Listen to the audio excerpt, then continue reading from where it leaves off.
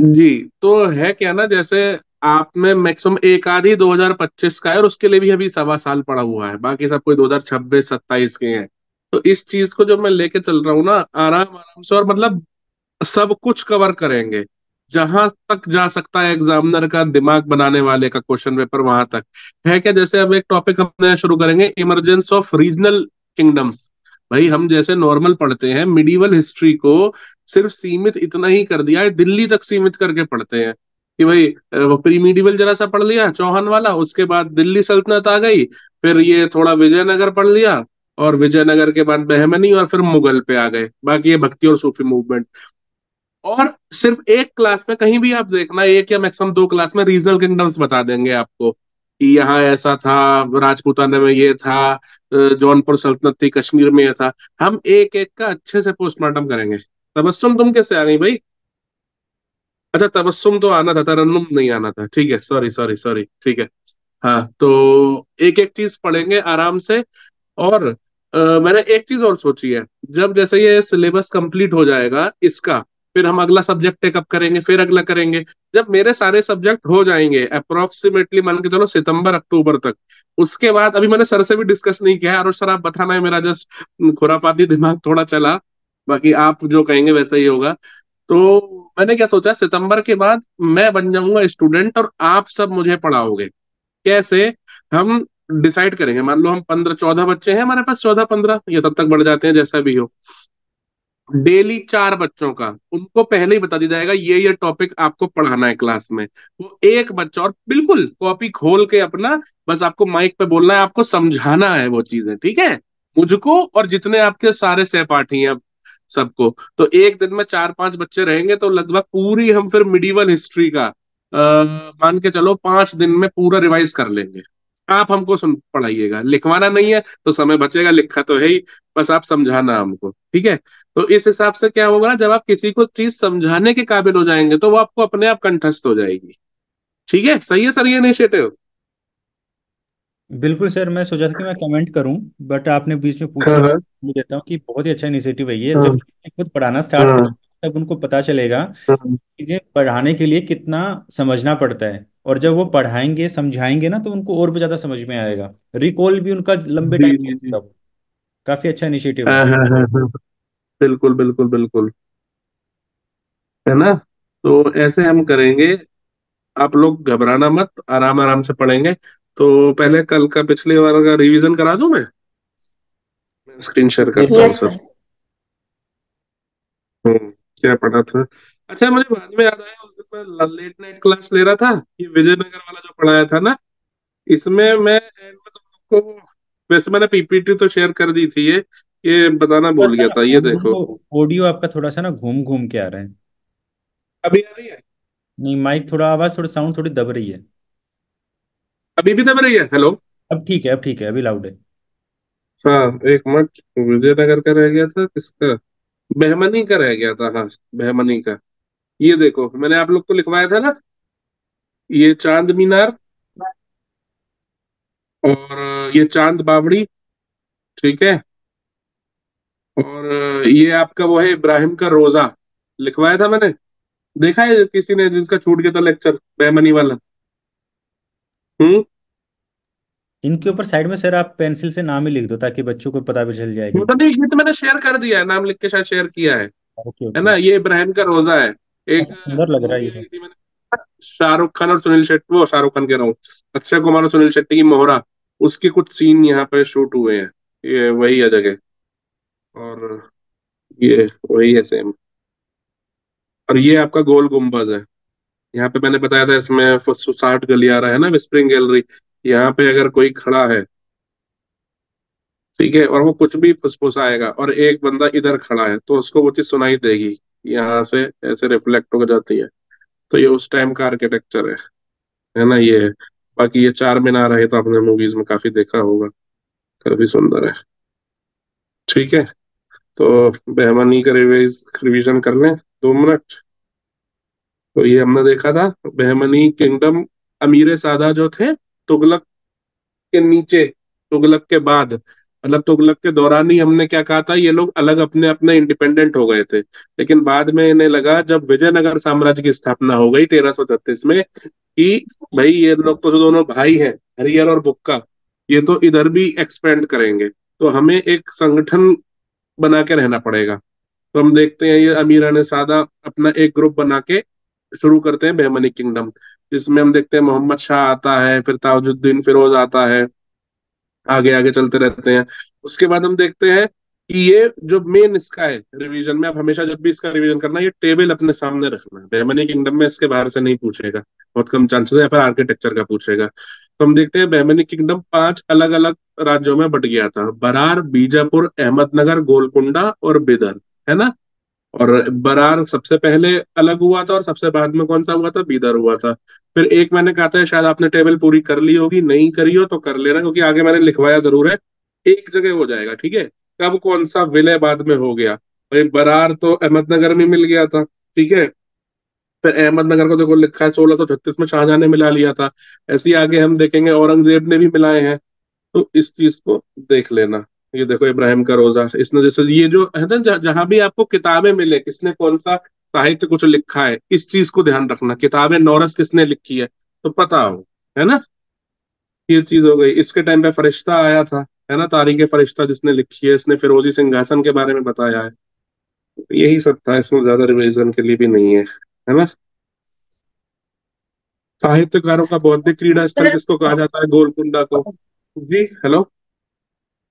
Sir वो गुलबर्ग था या गुलबर्गा था, इनकी जो गुलबर्गा बहमनी सल्तनत। गुलबर्गा गुलबर्गा भाई, गुलबर्गा। Okay sir. गुलबर्गा गुलबर्गा गुलबर्गा ही लिखवाया मैंने, है ना। तो ये था। उसके बाद ये टर्मिनोलॉजी जरूर याद रखना, है ना। वकील कुल, वकील सल्तनत, अमीर जुमला, वजीर अशरफ, ये चीजें, है ना। चलो अब आगे पढ़ते हैं। सर हाँ जी बताएं। सर एनेक्सेशन में क्या रखना है, कुछ समझ नहीं आया। इसमें क्या नहीं समझ में आया भाई, खोलो कॉपी, क्या लिखवाया था मैंने। एनेक्सेशन का मतलब क्या होता है, एनेक्सेशन का मतलब नहीं समझ में आया, क्या नहीं आया। सर हाँ लिखना विशाल, क्या है। लिखना क्या है, ये टेबल एक जगह बना के रख लेना। मैंने आधी तो बनवा दी, आधी क्या 80% बनवा दी।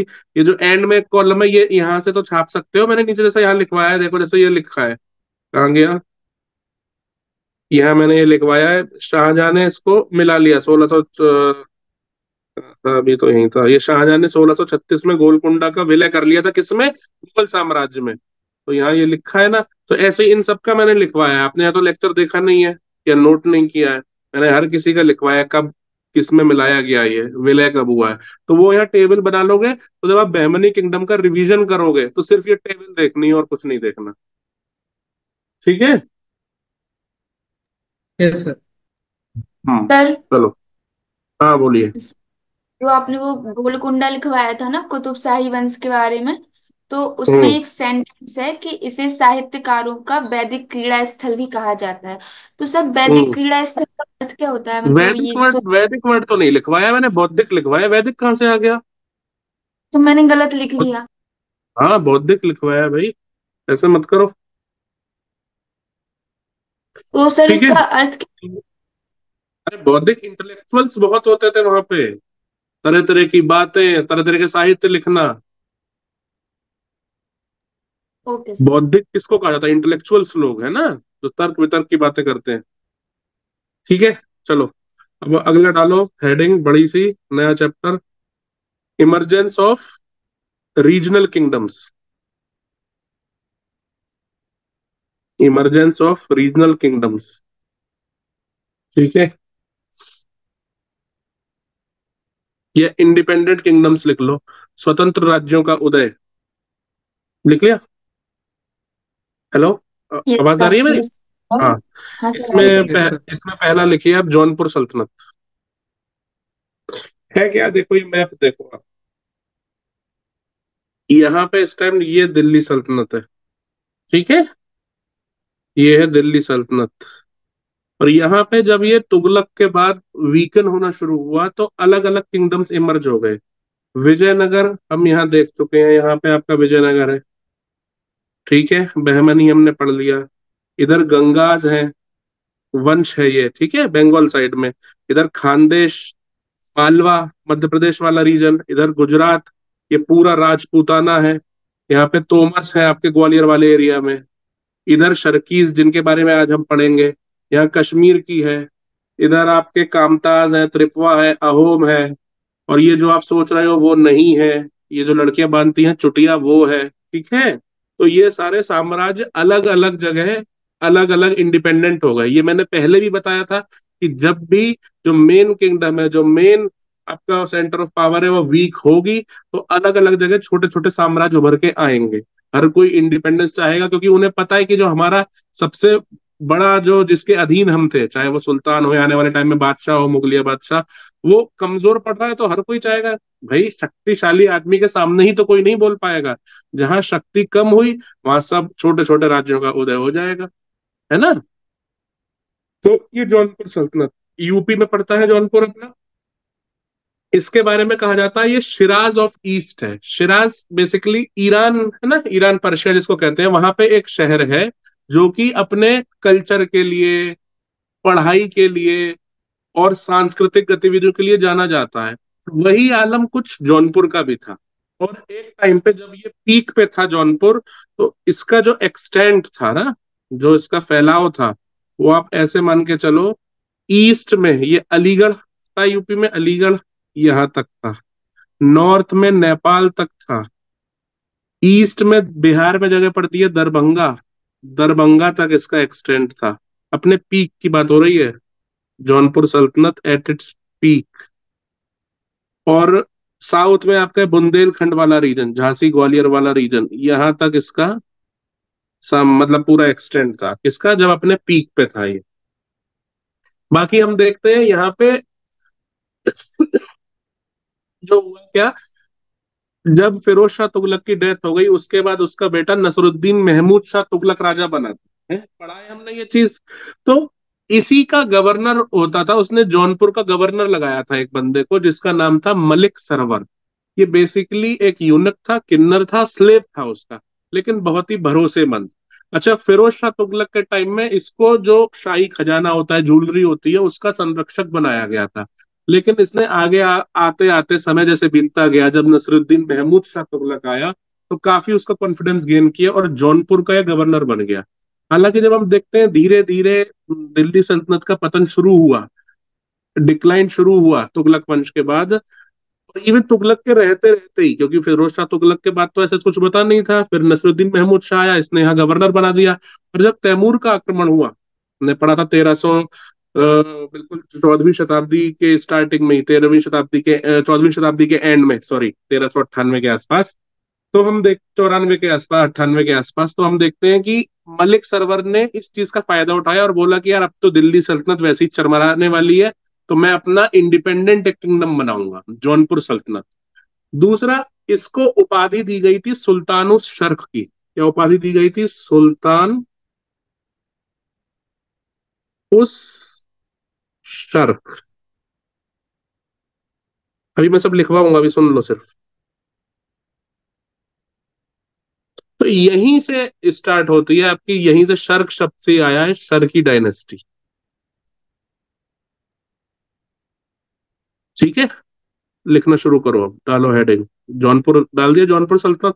लिखो शर्की वंश, एक ही वंश है। 100 साल इन्होंने रूल किया है, 1394 से लेके 1494 या 1505 तक। लिखो 1494 लिख लो, सीधे सीधे 100 साल, या कहीं कहीं 1505 तक, क्योंकि जो आखिरी शासक था ना, वो 1505 में उसकी डेथ हुई थी। किसकी? हुसैन शाह शर्की की। लेकिन वो ऑलरेडी भाग चुका था यहाँ से, तो हम ज्यादातर कंसीडर यही करते हैं कि पूरे पूरे 100 साल इनका यहाँ पे सल्तनत रही थी। अच्छा, तुमने हेडिंग डाल रही क्या? मैं थोड़ा वैसे जगह एक छोड़ देना ऊपर, कुछ जौनपुर सल्तनत के बारे में पहले लिख लो, 2-4 लाइन लिखो। City of Jaunpur is located on the bank of Gomti river. Jaunpur शहर गोमती नदी के तट पर बसा हुआ है। इस शर्की डायनेस्टी से पहले लिख लेना, 2-4 पॉइंट लिख लो। The city of Jaunpur is located on the bank of Gomti River. Jaunpur शहर गोमती नदी के तट पर स्थित है। आगे लिखो। The governor of Jaunpur Malik server,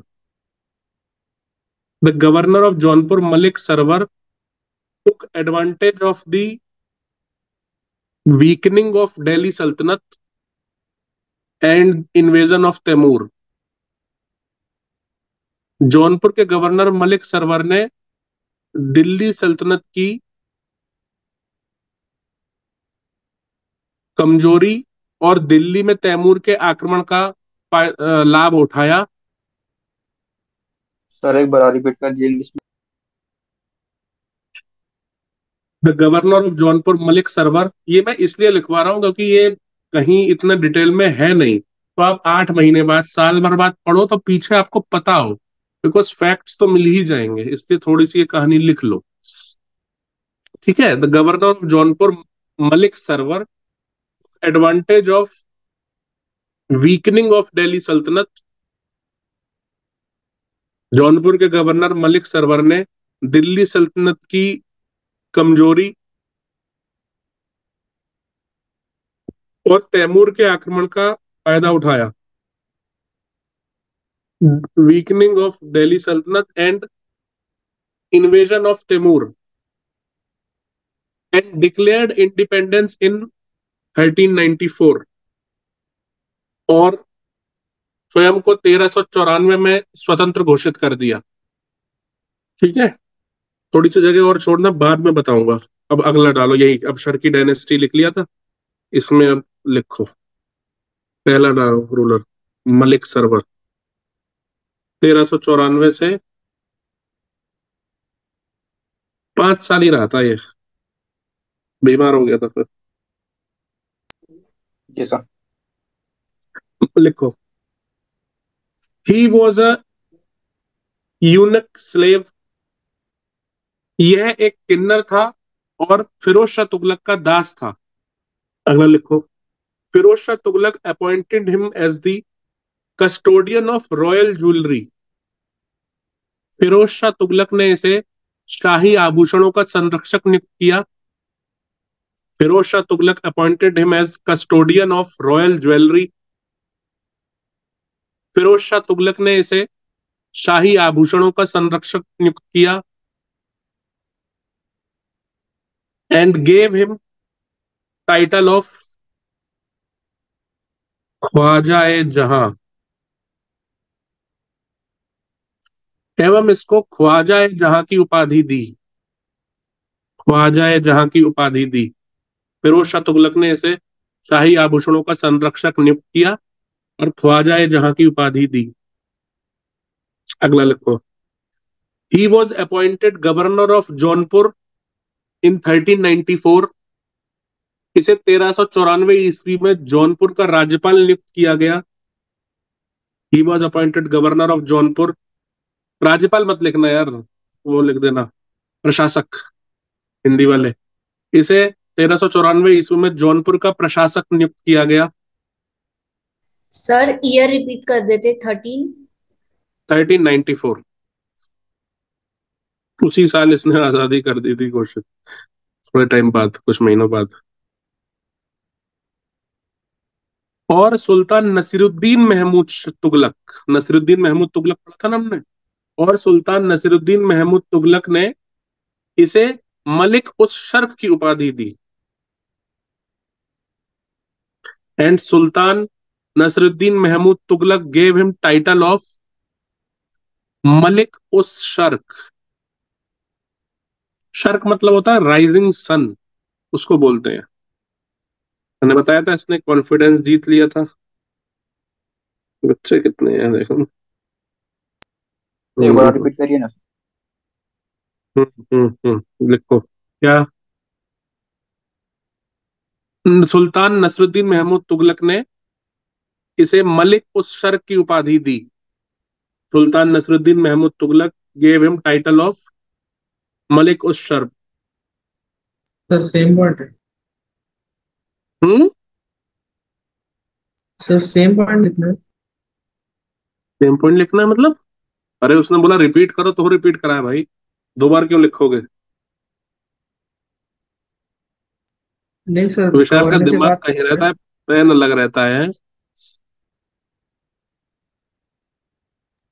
नहीं अगला सर, लिखो। नहीं गवर्न क्या कह रहा है, क्या कह रहा है बोलो। सर गवर्नर वाला पॉइंट में उसी में लिखना है क्या सर, ये बोला। हाँ उसी में आगे लिख लो। अरे यार तुम लोग अभी भी इसी में आगे पीछे कहीं लिख ले भाई, इन्फॉर्मेशन लेते जाओ। उसी में लिख लो, अलग लिख लो, कहीं लिख लो, ये कोई इतनी बड़ी बात थोड़ी है। असाइनमेंट थोड़ी बना रहे हो, चेक होगा ये। हम्म। ठीक है। और मैंने जैसे बताया 1394 में ही इसने अपने आप को इंडिपेंडेंट घोषित कर दिया। आगे लिखो। He soon declared himself as an independent king. He soon declared himself as an independent king and took the title of Atabak Azam. इसने खुद स्वयं को एक स्वतंत्र राजा घोषित कर दिया और अताबक ए आजम की उपाधि धारण की। अरबी में ना, जैसे फारसी में पीएम के लिए या जो बिल्कुल राइट हैंड होता है, पीएम ही समझ लो एक तरीके से राजा का, उसके लिए शब्द होता है वजीर। कहाँ? फारसी में। अरबी में उसी के लिए शब्द होता है अतबक, है ना। अतबक आजम, आजम मीन्स ग्रेटेस्ट, कहते हैं ना Mughal e Azam. Azam means greatest. He soon declared himself as an independent king and took the title of अताबक आजम। इसने स्वयं को स्वतंत्र घोषित कर दिया एवं अताबक आजम की उपाधि धारण की। अगला लिखो। ये देखो। ड्यूरिंग हिज रेन, अच्छा एक चीज और याद रखना, इसने सुल्तान की उपाधि नहीं धारण करी है। ये फाउंडर है शर्की डायनेस्टी का, लेकिन इसने स्वयं को सुल्तान नहीं कहा। इसके बाद इसका गोद लिया हुआ एक बेटा है मुबारक शाह, वो बनेगा। तो जौनपुर सल्तनत में शर्की वंश में जो पहली सुल्तान की उपाधि धारण करी है वो मुबारक शाह करेगा, अभी आगे बताऊंगा मैं, है ना। इसने खुद स्वयं को सुल्तान नहीं कहा, इसने उपाधि धारण करी अताबक आजम, है ना। अच्छा इसी टाइम इनकी जो लड़ाई थी, मैंने लिखा था परमार्स ऑफ मालवा, पढ़ा है हमने, परमार्स ऑफ मालवा। जी सर। Yes sir. तो उन्हीं की ये एक ब्रांच परमार्स ऑफ उज्जैनिया। उज्जैन से मतलब नहीं है, ये बिहार में, मॉडर्न डे बिहार में भोजपुर के आसपास की जगह है, वहां पे उज्जैनिया के परमार रहते थे। उनसे इनकी एक काफी लंबी फाइट चली है। हालांकि बाद में एक समझौता हो गया था, लड़ाई भी हुई थी, लेकिन बाद में फिर, लेकिन काफी काफी लंबा एक संघर्ष चला है। तो बस वो एक पॉइंट लिख लेना। ड्यूरिंग मलिक सरवर्स रेन, मलिक सरवर के शासन काल में जौनपुर आधुनिक बिहार में भोजपुर के उज्जैनियों परमार, फिर से लिखो। During Malik Sarwar's reign Jaunpur was engulfed, या एंगेज्ड लिख लेना। इंग्लिश वाले लिख लो पहले। During Malik Sarwar's reign Jaunpur was engaged in a century long war with the Ujjainiyas of Bhojpur. अच्छा मैंने बताया परमार मालवा के थे भाई, मालवा मींस एमपी वाला रीजन। एमपी में ही वही तो मालवा वाले रीजन में ही तो, मतलब आप ये देखो मालवा जो है ना, इसको समझना बहुत ध्यान से। अगर आपके सामने जहां पढ़ रहे हो नक्शा लगा है, नहीं लगा तो भाई अब मैं कितना कहूं, जिसके पास अभी मैप नहीं है। लेकिन सोचो, राजस्थान का साउथ ईस्टर्न पोर्शन, ठीक है, या ईस्टर्न पोर्शन आप ले लो, ये झालावाड़ कोटा बारावाला रीजन है ना। और ये सिर्फ इतना पोर्शन राजस्थान का, और इस यहीं से मालवा शुरू हो जाता है। ये आपका इंदौर, गुना, नीमच, रतलाम, उज्जैन, ये वाला जो एरिया है ये मालवा रीजन आता है, वेरी फर्टाइल लैंड। तो यहीं के परमार्स ऑफ मालवा पड़ा है। तो अब उज्जैनियाज भी इन्होंने यहीं से सरनेम उठा लिया, ये बेसिकली परमार ही थे, है ना। तो क्या लिखा, during Malik Sarwar's reign Jaunpur was engulf in a century long war with Ujjainiyas of Bhojpur. ये कहाँ है? In modern day Bihar. ठीक है, मलिक सरवर के शासन के दौरान जौनपुर भोजपुर के उज्जैनियों के साथ एक शताब्दी लंबे भरे युद्ध में घिरा हुआ था। सर एक बार और मलिक रिपीट सर कर दीजिए। हाँ, मलिक सरवर के शासन काल के दौरान जौनपुर भोजपुर के उज्जैनियों के साथ एक शताब्दी लंबे युद्ध में घिरा रहा। सर इंग्लिश में भी। Hmm during Malik Sarwar's reign Jaunpur was engaged in a century long war with the Ujjainiyas of Bhojpur. और ये भोजपुर बिहार में पड़ती है जगह। ठीक है, जी सर। आगे लिखो। इतना ही पॉलिटिकल हिस्ट्री इतनी है ना। इसी में आगे लिखो, मलिक सरवर में ही लिखना।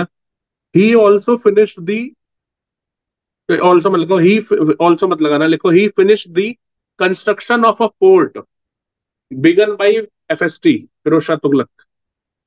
इसने फिरोज शाह तुगलक द्वारा शुरू किए गए एक किले का निर्माण भी खत्म करवाया या पूरा करवाया। इसने फिरोज शाह तुगलक द्वारा शुरू किए गए किले का निर्माण भी पूरा करवाया। ही finished the construction of a fort begun by FST and renamed Jaunpur as दारुस्सर। और जौनपुर का नाम बदल के सर कर दिया। इसका मीनिंग होता है एबोर्ड ऑफ ब्लिस, आनंद का निवास। बाद में इसकी मैंने बताया 5 साल बेचारा रह पाया था, बाद में इसकी डेथ हो गई थी। तो अगला लिखो, after his death he was replaced by his adopted son. After his death he was replaced by his adopted son. इसकी मृत्यु के बाद इसका दत्तक पुत्र मलिक करनफल, करनफुल इसका दत्तक पुत्र मलिक करानफुल जौनपुर की गद्दी पर बैठा। ये अच्छा कौन था, इसका गोद लिया हुआ बेटा था। ये भी स्लेव था, ये एक हिंदू स्लेव था एफएसटी के अंडर में, हिंदू स्लेव। और ये बेसिकली जैसे भाई अब राजा महाराजा है, जैसे नॉर्मल आज है भाई हमारे घर में अगर कोई सर्वेंट है, मेड है, तो भाई ठीक है वही सारा काम कर रही है, कर रहा है।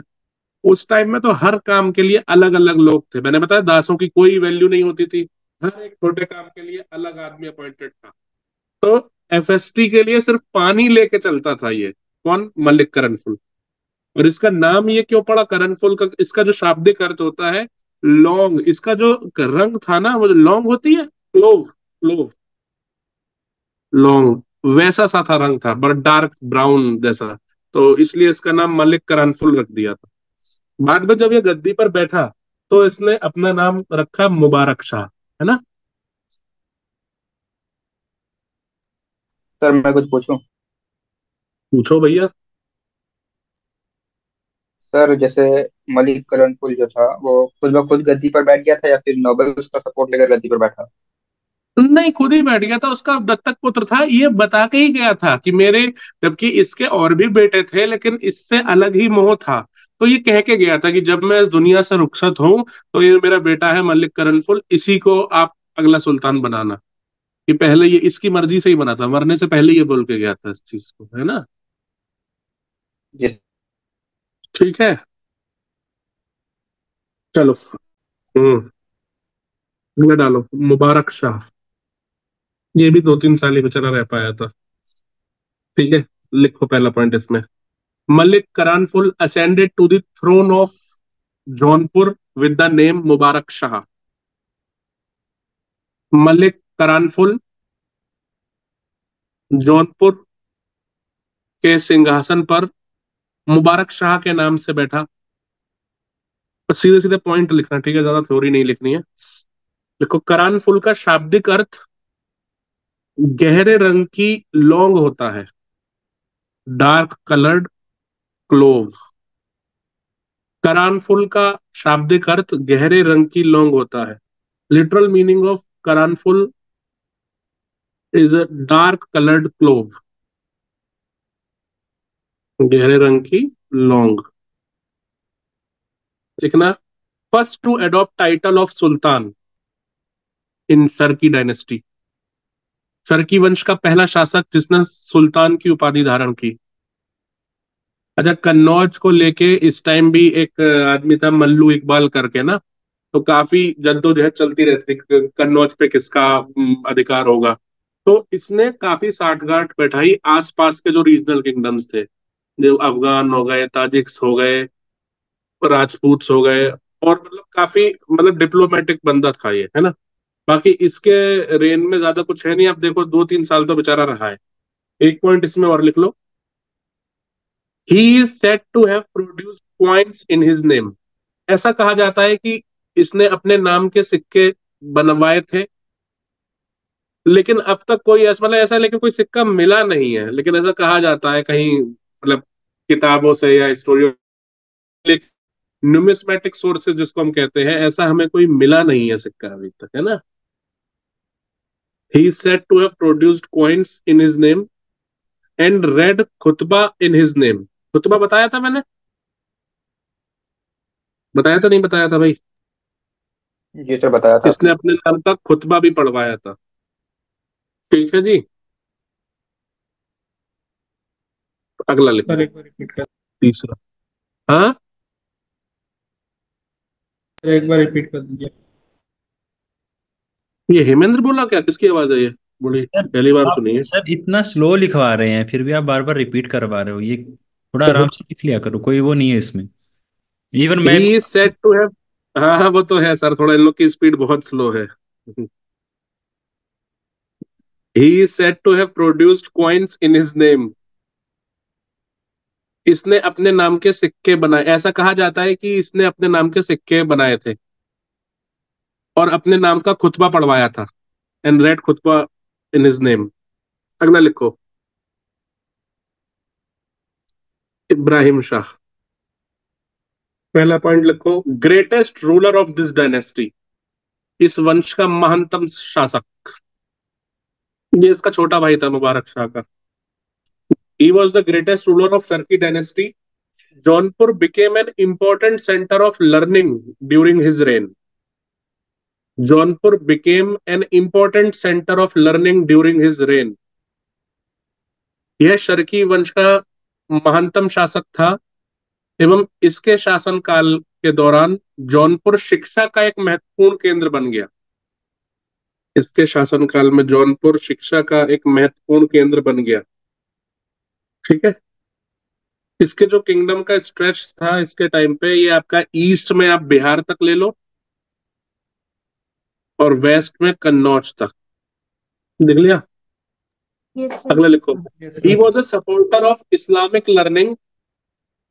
यह इस्लामी शिक्षा का समर्थक था एवं इसी के काल में प्रथम बार जौनपुर को भारत का शिराज कहा गया। He was a supporter of Islamic learning and during his reign for the first time India was, वो sorry, Jaunpur was called as Shiraz of India. Shiraz मैंने आपको बताया था ईरान में एक शहर है जो कि अपनी सांस्कृतिक विरासत के लिए जाना जाता है। Not only because Jaipur was a great educational center at that time, but also further we'll see कि म्यूजिक का भी बहुत अच्छा यहाँ पे एक डेवलपमेंट हुआ है ना। अभी लिखेंगे हम आगे। इसके शासनकाल में प्रथम बार जौनपुर को भारत का शिराज कहा गया। जैसे अलग से मैं आर्ट एंड आर्किटेक्चर में लिखवाऊंगा, लेकिन यहाँ भी लिख लो, 2 बार लिख लोगे तो कुछ घिसेगा नहीं, चीजें याद होंगी। इन 1408 ही बिल्ट द फेमस अटाला मस्जिद इन जौनपुर। 1408 ईस्वी में इसने जौनपुर में प्रसिद्ध अटाला मस्जिद का निर्माण करवाया। अच्छा, इसके टाइम में ना चारों तरफ से मतलब आसपास की गतिविधियां ठीक नहीं थी, मतलब सब इससे नफरत ही करते थे, क्योंकि जो इंसान पब्लिक की भलाई की तरफ जाएगा तो दुश्मन उसके बनेंगे, क्योंकि अपनी सत्ता नहीं चल पाती लोगों की, है ना। तो लेकिन तब भी इसने सबसे डील बहुत डिप्लोमेसी से, बिल्कुल अपनी राजनीतिक कूटनीति से आप कह लो डील किया। और कोई भी ऐसा जिसके टाइम पे वॉर देखने को नहीं मिलता है हमें, है ना। लिख लो एक point. He was surrounded by foes, foes माने दुश्मन होता है, फ्रेंड्स एंड फो होता है ना। He was surrounded by foes from all side when he ascended the throne in 1402। जब यह 1402 में सिंहासन पर बैठा तो यह हर तरफ से दुश्मनों से घिरा हुआ था। लड़ाइयां हुई भी छोटी मोटी, तो बाद में सुलह हो गई। जब यह 1402 में सिंहासन पर बैठा तो हर तरफ से दुश्मनों से घिरा हुआ था। आगे लिखो।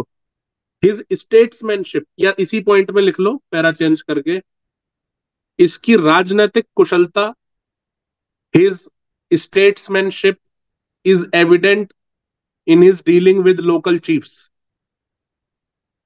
या नेबरिंग चीफ्स। इसकी राजनीतिक कुशलता स्थानीय प्रमुखों के साथ इसके व्यवहार से स्पष्ट थी। इसकी राजनीतिक कुशलता स्थानीय प्रमुखों के इसके व्यवहार से स्पष्ट थी। मतलब इसके व्यवहार से स्पष्ट था कि ये कितना राजनीतिक कुशल है कि आसपास दुश्मन है उसके बावजूद भी उनसे सांठगांठ बना के रख रहा है ये। आगे लिखो। Sharki style of architecture developed during his rain. Sharki स्थापत्य कला का इसके शासनकाल में विकास हुआ।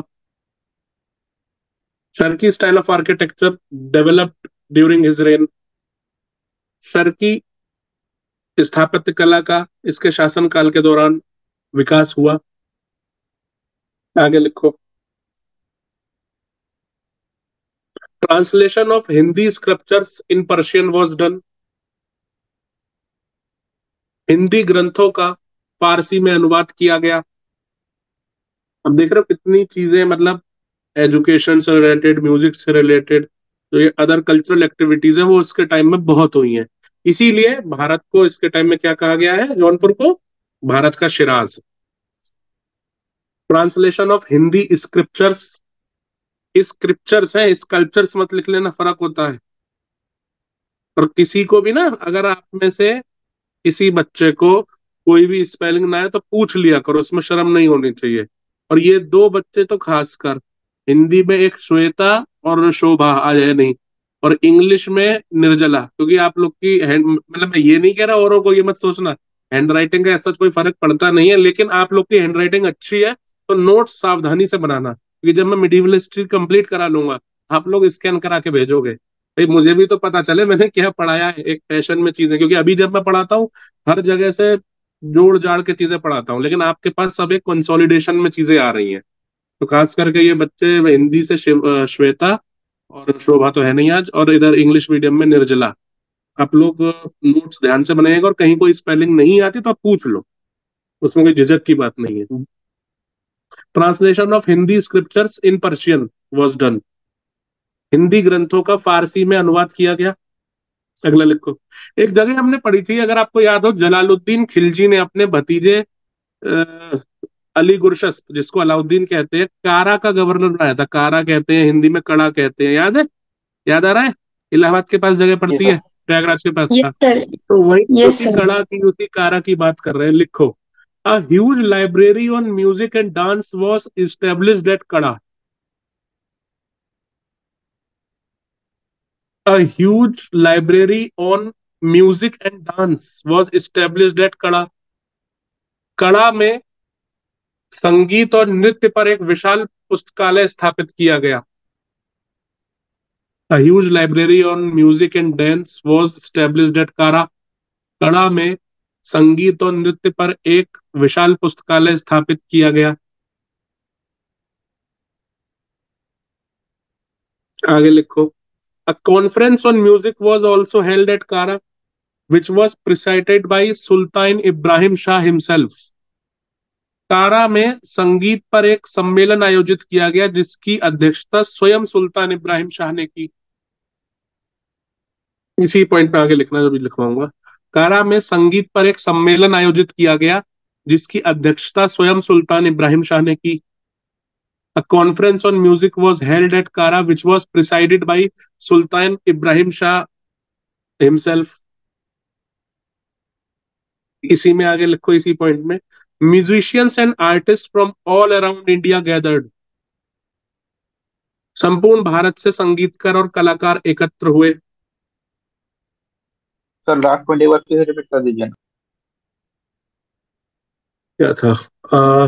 A conference on music was held at कारा which was presided by Sultan Ibrahim Shah himself. Musician and artists from all around India gathered. कारा में संगीत पर एक सम्मेलन आयोजित किया गया जिसकी अध्यक्षता स्वयं सुल्तान इब्राहिम शाह ने की एवं संपूर्ण भारत से संगीतकार और कलाकार एकत्र हुए। जी सर। ठीक है जी। इसी में लिखो, इन सबके सहयोग का परिणाम एक विशाल संगीतमय कृति है जिसको संगीत शिरोमणि कहा जाता है। इन सब के सहयोग का परिणाम एक विशाल संगीतमय कृति है जिसको संगीत शिरोमणि कहा जाता है। Sangeet Shiromani, a huge musical piece, was the result of their collaboration. संगीत शिरोमणि, सिंगल इन्वर्टेड कॉमा में कर लेना, Sangeet Shiromani a huge musical piece was the result of their collaboration. मान लो क्वेश्चन आ गया, भाई हम तो 2 साल 3 साल बाद की सोच के चल रहे हैं ना आगे की। एग्जामिनर का दिमाग कहाँ तक जा सकता है, क्योंकि ये घिसे पिटे क्वेश्चन दिल्ली सल्तनत मुगल के तो आ चुके हैं। पूछेगा ऐसा नहीं, आगे भी पूछेगा, लेकिन रीजनल किंगडम से भी पूछ सकता है। और इसी तरह का संगीत शिरोमणि किसके शासनकाल के दौरान हुई, उसमें नाम आ जाएगा इब्राहिम शाह सर की, और दे देगा इब्राहिम लोदी, है ना, इस तरीके के 4 नाम दे देगा। तो आप ऑलरेडी सबसे आगे रहेंगे। ठीक है, लिख लिया? Yes sir. अगला लिखो, court scholar of Ibrahim Sharki, Ibrahim Shah. एक का ही नाम लिखना है। कोर्ट स्कॉलर्स, दरबारी विद्वान, लिखना है एक नाम विद्यापति ठाकुर। इनका पूरा नाम वैसे था, लिखना हो तो लिख लो, विद्यापति ठाकुर मैथिली। मैथिली शरण गुप्त नहीं है, ये उनसे कंफ्यूज मत करना, मैथिली भाषा है। विद्यापति ठाकुर मैथिली, इनकी जो कृति है 2 है, पुस्तकों नाम लिख लो। एक है कीर्ति लता और एक है कीर्ति पताका। कीर्ति लता एंड कीर्ति पताका।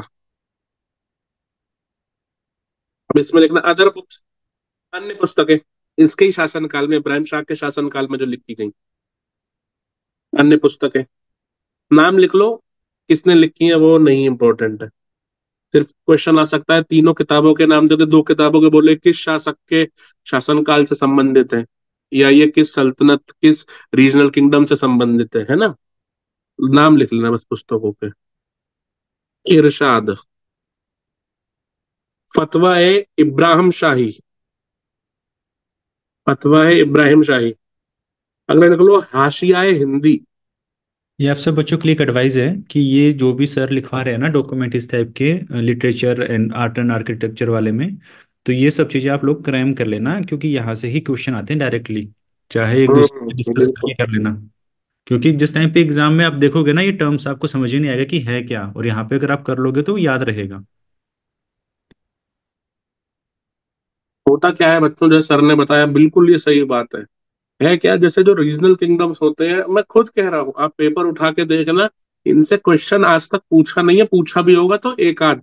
अरे मेरा दिमाग क्यों दौड़ा भाई, मैंने जैसे ये रीजनल स्टेट्स की हिस्ट्री अच्छे से पढ़ रखी है, और खासकर राजस्थान की तो मैंने बहुत डीप में पढ़ी है भाई, मेरा लगाव अलग है। तो एकदम से उसमें आया ये रसिक प्रिया पुस्तक किसने लिखी है, मेरा दिमाग दौड़ा है तो महाराणा कुंभा की लिखी हुई है। तो मुझे लगा यानी रीजनल किंगडम से भी पुस्तकों के और किताबों के क्वेश्चन पूछ रहे हैं। तो होगा क्या, यहाँ आप लोग औरों की अपेक्षा में बाजी मार ले जाओगे अगर क्वेश्चन आ गया। हम अभी की बात नहीं कर रहे हैं, जब आप सर पेपर आपकी देंगे। आवाज नहीं आ हेलो, आवाज़ थोड़ा सा घूम रहा है सर आपका आज। अच्छा अभी आ रही है? हाँ अभी ठीक है, अभी ठीक है। हाँ हाँ, तो मैं क्या कह रहा था, तो आप लोग बाकियों की तुलना में 2 कदम 4 कदम आगे रहोगे इस चीज में, है ना। कि अगर मान लो क्वेश्चन उसने उठा के पूछ लिया रीजनल किंगडम से किसी पुस्तक का, तो आप लोग बताने की कंडीशन में हो, आपको नया नहीं लगेगा। और मैं कह रहा हूँ 2 साल में आपने इसका रिवीजन खूब करोगे, आप 10 बार करोगे, 15 बार करोगे।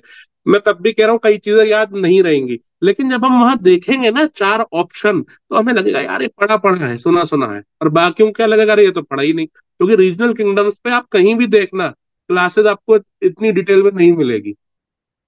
समझ रहे हैं? तो इसको बहुत ध्यान से करना। और 2021 से सर यूपीएससी ने भी अपना ना डायमेंशन चेंज कर दिया क्वेश्चन पूछने का, और इस एरिया से क्योंकि जी। है यहाँ से बहुत क्वेश्चन पूछते हैं। हाँ हाँ हाँ हाँ, वही चीज। और जब तक ये लोग ठीक पेपर है। देंगे तब तक ये देख भी चुके होंगे यहीं से, इन्हीं क्लासेस से क्वेश्चन आए हुए इस बार भी आएंगे बिल्कुल देखिए। सर, बिल्कुल बिल्कुल बिल्कुल। सर के नोट्स से तो सारे क्वेश्चन है। मैं तभी तो कहता हूँ बेटा, मैं मतलब किसी चीज से ही कह रहा हूँ। अब मैंने जैसे ये जो तैयार किया है जौनपुर के बारे में, मैंने कई जगह से पढ़ा है, क्योंकि मैं खुद भी भाई यूपी का हूँ, तो मुझे भी जानकारी होनी चाहिए। तो मैं आपसे क्यों कहता हूँ आपको कोई किताब नहीं पढ़नी as far as my subject is concern. आप इतना ही कर लो। और मैं फिर कह रहा हूँ, आप जब पेपर देने जाओगे आप पूरे नोट्स भी नहीं याद कर पाओगे। मैंने वादा गारंटी ली है आपसे कि कोई मैं चैलेंज कर रहा हूँ, मुझे सुना देना कोई भी पूरे नोट्स, वो भी पॉसिबल नहीं होता, क्योंकि अपने आप में इंफॉर्मेशन बहुत है। कितनी चीजें हम करेंगे, और ये एक सब्जेक्ट तो नहीं, सब्जेक्ट आपको सारे पढ़ने हैं। तो जितना इसमें मैं लिखवा रहा हूँ इतना पढ़ लो, इसी को बार बार पढ़ लो, और कुछ नहीं पढ़ना। एक आध क्वेश्चन अलग से आता है तो आए, नहीं करना है मेरे को, लेकिन यहां से पढ़ा हुआ ये मलाल न रहे कि जब आप पेपर देने जाए आप कह रहे यार ये पढ़ा था याद नहीं आ रहा। वो फिर बहुत दुखदाई और पीड़ादायक बात होती है ना? तो ये चीज नहीं होनी चाहिए। तो रिवीजन बिल्कुल करते चले साथ साथ। ठीक है। क्या लिखा था लास्ट पॉइंट? अच्छा, किताबें लिख ली। अगला लिखो। हम्म। अगला लिखो, कितने 3 हो गए? चौथा लिखो, महमूद शाह। ठीक है, लिखो इसमें point. He was elder son of Ibrahim, यह इब्राहिम का सबसे बड़ा बेटा था। Who conquered Chunar fort, Mirzapur में जगह पड़ती है चुनार। चुनार के किले को उसने जीत लिया था। ये बेसिकली चुनार का जो किला था ना, ये शेरशाह सूरी का किला हुआ करता था। आगे जाके हम देखेंगे, यहाँ पे शेरशाह सूरी था। लिखो, he was elder son of Ibrahim, यह इब्राहिम का बड़ा बेटा था जिसने चुनार के किले पे विजय प्राप्त की थी। ये यस सर। मिर्जापुर में जगह पड़ती है, मिर्जापुर। कुछ कह रहे थे क्या? अच्छा, था क्या महमूद शाह की जो। एक एक हाँ सेकंड। बोलो भाई, बोलो। अगर किसी को बोलना हो ना तो अनम्यूट करके थोड़ी देर होल्ड रखिए 1 सेकंड के लिए, क्योंकि आप ना अनम्यूट करने से पहले बोलते हो, अनम्यूट करते मतलब फिर म्यूट कर हाँ, वो सिर्फ देते रह हो। जाता है। बिल्कुल, बहुत सही पॉइंट पकड़ा सर ने। वो सिर्फ रह जाता है, पता ही नहीं चलता क्या बोला है। हाँ पूछो भाई, डाउट है? नहीं सर, डाउट नहीं होगा। हम्म। तो हुआ क्या था भाई, इधर लोधी वंश आ चुका है अपना, दिल्ली सल्तनत की अगर हम बात करें। और लोधी से पहले कौन थे? सैयद। तो सैयद डायनेस्टी में एक सुल्तान हुआ है मुबारक शाह। याद आ रहा है? Yes sir. याद आ रहा है, नहीं आ रहा है? इसकी यस सर। किताब चलो बता देता हूँ, तारीख मुबारक शाही। लिखना नहीं है, ठीक है? अब शिवानी, वो श्वेता माइक ऑन करो और बताओ तारीख मुबारक शाही किसने लिखी है। ये हम सैयद की बात कर रहे हैं। किसने लिखी है तारीख मुबारक शाही, बताओ। देखो रिवीजन कितना हो रहा है। क्वेश्चन तो पढ़ाए हुए आ रहे हैं, लेकिन आपको ऐसे कितना रिटर्न रहता है मैं जानना चाह रहा हूँ। किसने लिखी है तारीख मुबारक शाही, श्वेता? सर ये बुक्स ना जल्दी भूल जाती हूँ, ये इनको मैंने अभी ये चिपकाया नहीं है है, ये अभी। तो गलत है। नहीं नहीं, ये आज गलत है। ही यही आएंगी बेटा, यही आएंगी, ये जान लो। ये सर मैंने राजा, इनको ना। लड़ाई, कौन किसका बेटा, कौन किसकी पत्नी, कोई क्वेश्चन नहीं आएगा। हिस्ट्री अपने आप को इवॉल्व कर रही है, तुमने तो पेपर देखे हैं। अब बताओ कितना लड़ाइयों के यस सर। क्वेश्चन आए हैं। सर उसमें तो क्वेश्चन बहुत इसी कम पार्ट से राइटर्स आएगा। जाता है। बस सर अब मैंने बताओ, इनको खुद इसलिए बताओ, आज खुद लिख बता रही लिख हो। लिख कर चिपका दिया सामने लिख कर, अब मैं इनको कर तबस लूंगी अच्छे तबस्सुम से। बताओ, पन्ने मत पलटो। कौन है राइटर इसका, तारीख मुबारक शाही का? तबस्सुम, माइक ऑन करो। तो ऐसे तो फिर मतलब नहीं है ना यार, मैं आगे आगे बढ़ता जा रहा हूँ, आप लोग पीछे का भूलते जा रहे हो, क्या फायदा है? हाँ, यही है बिन सर हिंदी, भूल गए? याद करो भैया चीजें, पुरानी बिल्कुल मत भूलो, बहुत गलत कर रहे हो तुम लोग। चलो सुनो आगे। तो क्या हुआ था, जो मुबारक शाह की बेटी थी जिसका नाम था बीबी राजी, उसकी शादी यहाँ शर्की वंश के इस राजा महमूद शाह से हुई। पहले तय हो गई थी, बाद में हुई रिश्ता। उधर हमने देखा कि लोदियों ने कब्जा कर लिया था, हालांकि मैंने बताया था सैयदों ने खुद ही कह दिया था कि भैया तुम आके रूल कर लो। लेकिन तब भी यार, अगर कोई अपनी मर्जी से भी दे रहा है तो घर के बालक होते हैं, उनको लगता तो है कि अरे यार हमारे पापा का राजपाट ऐसे कैसे कोई ले सकता है। तो इसके मन में, जो बीबी राजी है महमूद शाह की वाइफ, इसके मन में कसक थी, यार ऐसा तो नहीं चल लेना चाहिए। भाई हमारा राज था, हम इतने कम रहे सैयद, और ये कैसे कर सकते हैं प्लीज। तो जब इसने महमूद शाह से शादी करी, एक वादा लिया कि आप मेरे पूर्वजों का बदला लेंगे। हालांकि बाद में सुल्तान महमूद सरकी गया भी लड़ने, लेकिन जब ये दिल्ली पहुंचा तो एक नरेला का युद्ध हुआ है, लगभग 1452 की बात है। लेकिन लोदियों ने बुरी तरीके से हराया, ये फिर वापस आ गए। उधर इसको पता चला कि मतलब बाद में इसने कहा कि भाई साहब मुझसे तो नहीं होगा, तुम्हें अपने जो भी तुम्हारे सपने हैं, भाई तुम्हारे पूर्वजों ने दी तो दी है लोधियों को, जागीर, पूरी जागीर कह लो या मतलब दिल्ली सल्तनत, अब मैं क्या इसमें करूं?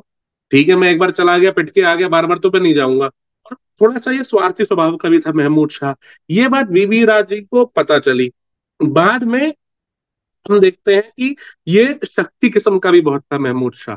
इसके जो बेटे थे, उसमें से इसने एक बेटे को भी मरवा दिया था, हसन करके जिसका नाम था। ये बात जब इसको पता चली, किसको, बीवी राजी को, तो उसको बड़ा बुरा लगा कि यार ये ऐसे कैसे कर सकता है। तो बाद में महमूद शाह करके, अभी हम लिखेंगे इस चीज को, अभी ज्यादा लंबी कहानी हो जाएगी तो फिर भूलने लगोगे। पॉइंट्स लिखो पहले, मैं फिर सुनाता हूँ। क्या लिखा था आखिरी पॉइंट, ये बताओ। इसने चुनार का किला जीता था। हम्म। आगे लिखो। He invaded Delhi in 1452 but was defeated by Bahlol Lodi. इसने 1452 में दिल्ली पर आक्रमण किया, लेकिन बहलोल लोदी से हार गया। इसी को ब्रैकेट में लिख देना, इसी को बोलते हैं बैटल ऑफ नरेला, नरेला का युद्ध। ठीक है, बाद में इधर यूपी में जगह पड़ती है इटावा, या उस तरफ आ गया था, है ना। आगे लिखो। हम्म, अगला लिखो, डायरेक्ट लिखो एक पॉइंट। लेटर मतलब बाद में देखा गया ना, काफी बीमार रहने लगा, तो इसने अपना बेटा था भीखन नाम का, जिसके बारे में अभी बता रहा था ना, मोहम्मद शाह, जो मोहम्मद शाह के नाम से आगे शासन करेगा। ठीक है, लिखो। ड्यूरिंग हिज इलनेस, अपनी बीमारी के कारण, he declared his son Bhikhan as his successor. अपनी बीमारी के चलते इसने अपने पुत्र मोहम्मद शाह को, ये महमूद था, कंफ्यूज मत होना, नाम थोड़े मिलते जुलते हैं। अपनी बीमारी के चलते इसने अपने पुत्र भीखन को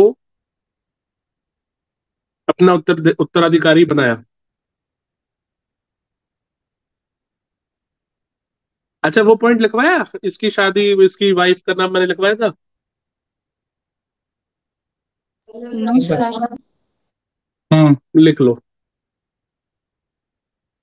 ही वॉज, महमूद शाह में लिखना, he was married to Sayyid princess, या डॉटर ऑफ मुबारक, सैयद मुबारक शाह, लिख लेना, यहाँ लिखा है। ही महमूद शाह की बात हो रही है। He was married to daughter of sultan Sayyid Mahmud Shah of Delhi, Bibi Raji नाम था। सैयद के बाद क्या बोला सर आपने? क्या बोला मैंने?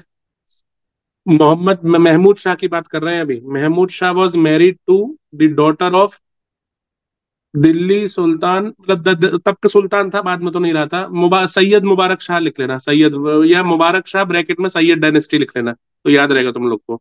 डॉटर का नाम था बीबी राजी। इसका विवाह मुबारक शाह ब्रैकेट में सैयद वंश की बेटी बीबी राजी से हुआ। अगला पॉइंट लिखो। सर, हम्म। यूपीएससी वाइफ के भी नाम पूछते हैं क्या?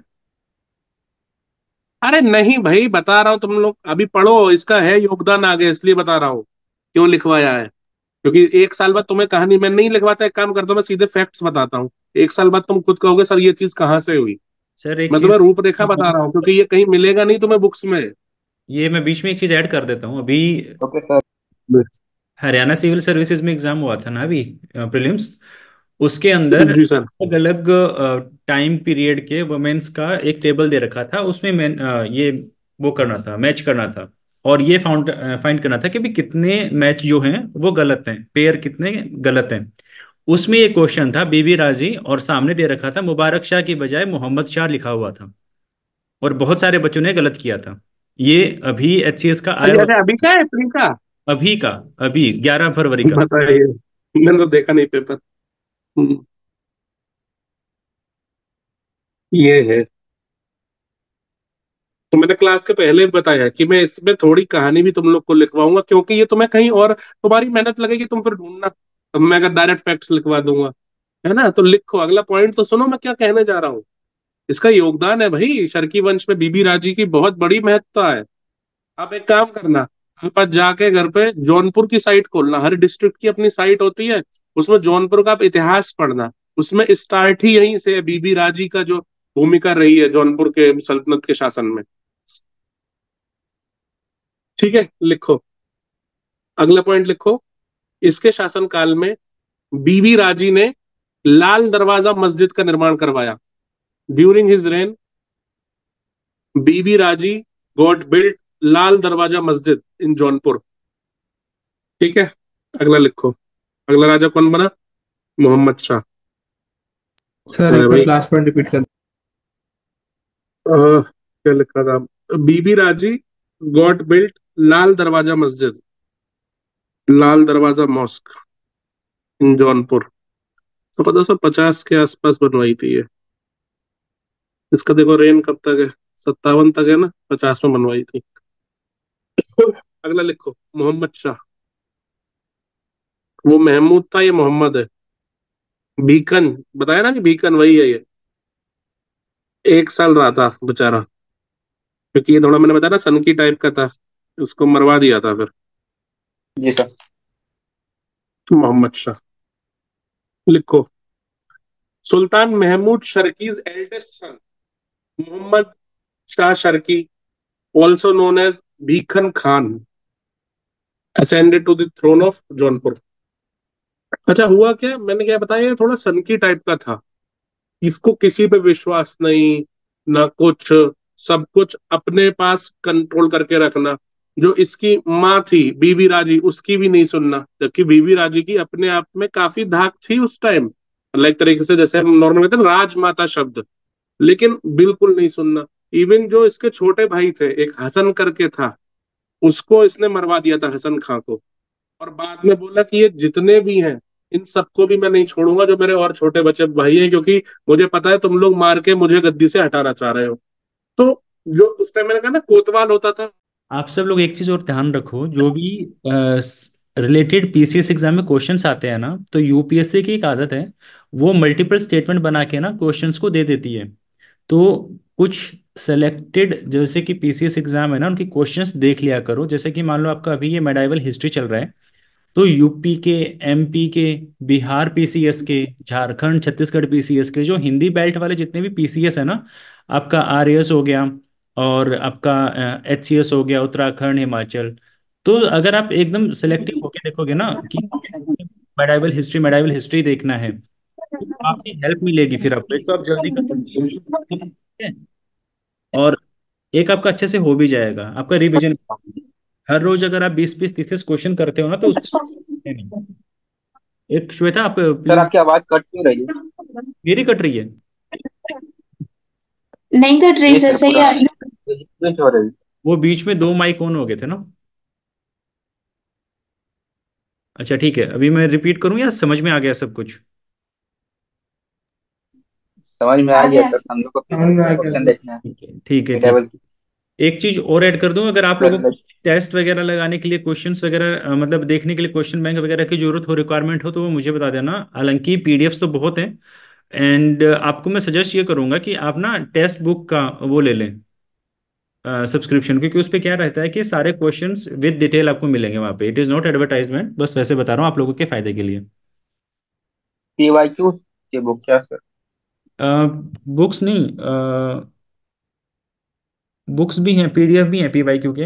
एक देखता हूँ मैं मेरे पास क्या क्या अवेलेबल है, तो मैं शेयर कर दूंगा, या फिर क्विज के थ्रू कर लेंगे उनको भी, क्योंकि आप लोगों को वो बल्कि लगेंगी। और हम अगर अपनी तरफ से आप लोगों को क्वेश्चन बना बना के देंगे ना, 10 10 20 20 क्वेश्चन, तो वो आप लोगों के लिए एंटरटेनमेंट भी हो जाएगा, रिविजन भी हो जाएगा और कवर भी हो जाएगा।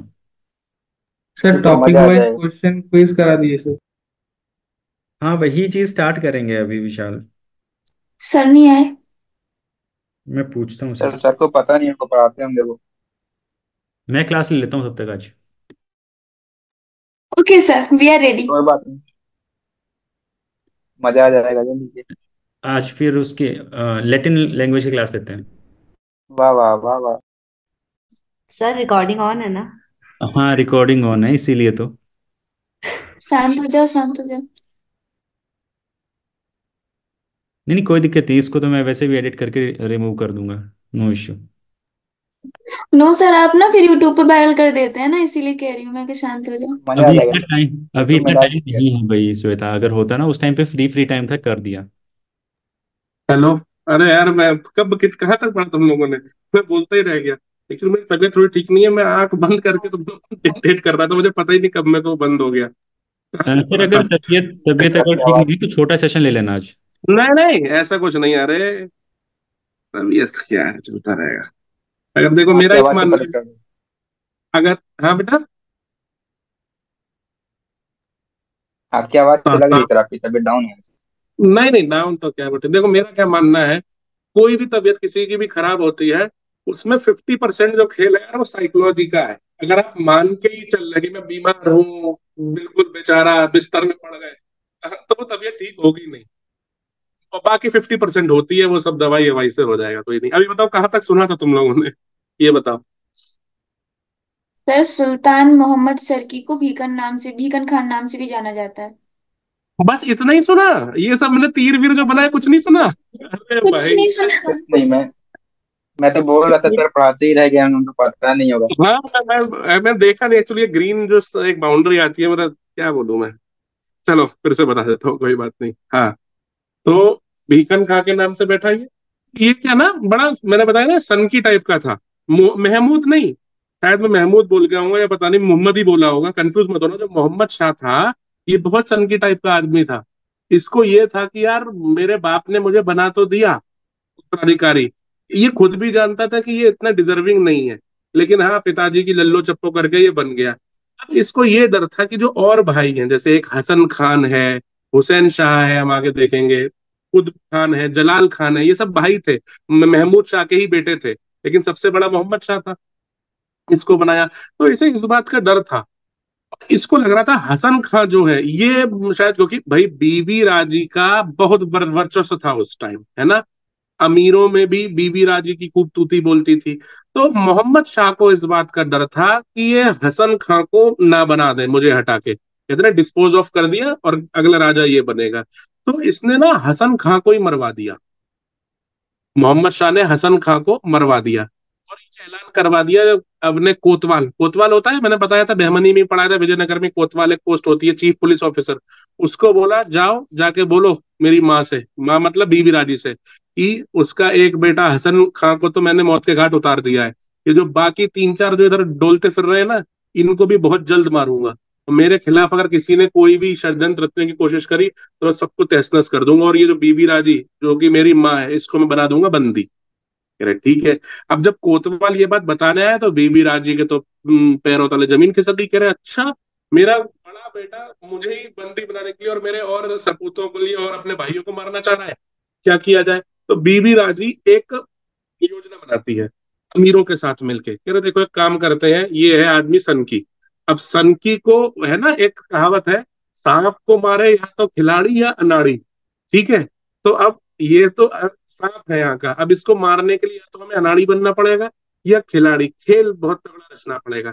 तो इन्होंने क्या किया, फिर एक काम करते हैं, हम इसके खिलाफ जंग छेड़ेंगे और ये भी सेना लेके आएगा, जबकि अमीरों का सपोर्ट बीबी राजी के साथ है, लेकिन सेना किसके पास है, उसके पास है। तो इन्होंने बोला एक काम करते हैं, एक पहरेदार को बुलाया, उसको रिश्वत दी और बोला तुम एक काम करो, कि पहले के टाइम में लड़ाई किससे हो रही है, तलवार से हो रही है, भालों से हो रही है, और किससे हो रही है, तीरों से, बो एंड एरो। तो बोला कि जितने भी तुम मैक्सिमम कर सकते हो, जो भाले रखे हुए हैं उन भालों के आगे से जो नुकीला हिस्सा होता है, ये हेड होता है भालों का, इसको तुम निकाल दो।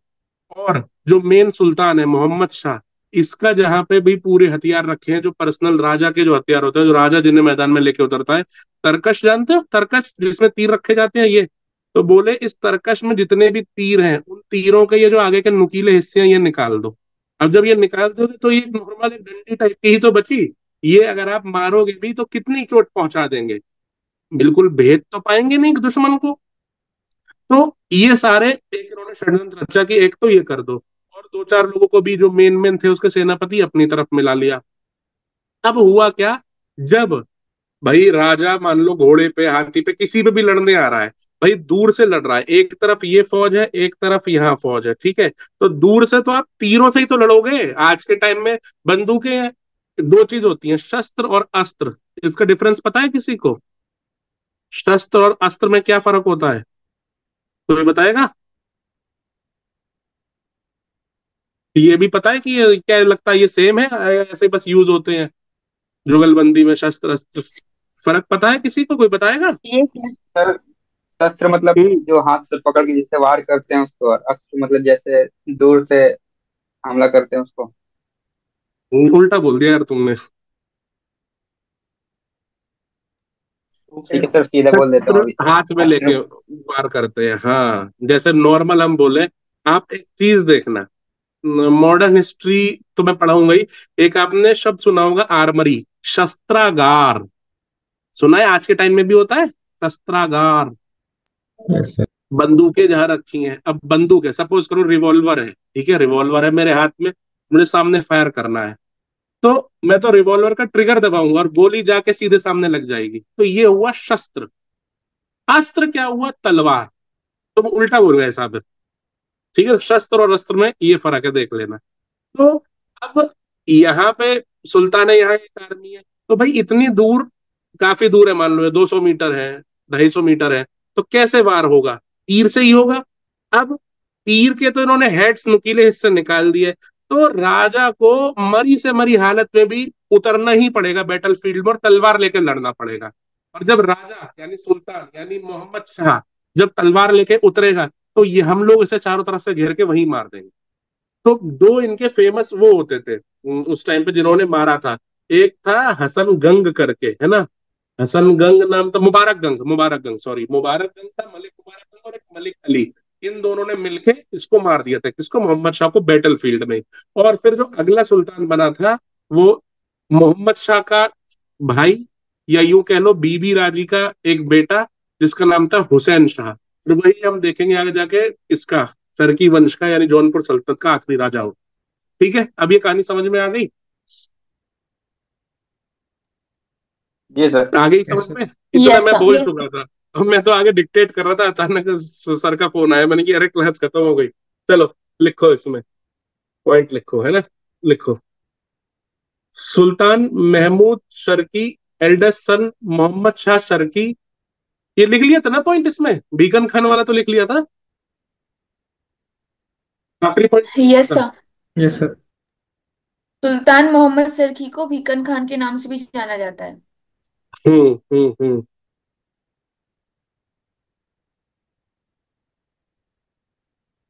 हाँ लिखो, after the death of Mahmud Shah, Sultan Mahmud Shah, Mohammad Shah was appointed as the sultan of Jaunpur. Mahmud Shah की मृत्यु के पश्चात मोहम्मद शाह को जौनपुर का अगला सुल्तान नियुक्त किया गया या बनाया गया।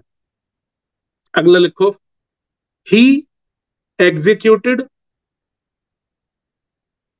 हिज ब्रदर हसन खां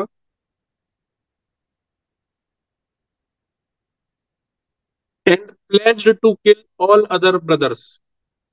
इसने अपने भाई हसन खां की हत्या करवा दी एवं अन्य भाइयों वर्ड लिख लो, उत्तराधिकारी लिख लो, एवं अन्य उत्तराधिकारियों को भी मारने की प्रतिज्ञा ली।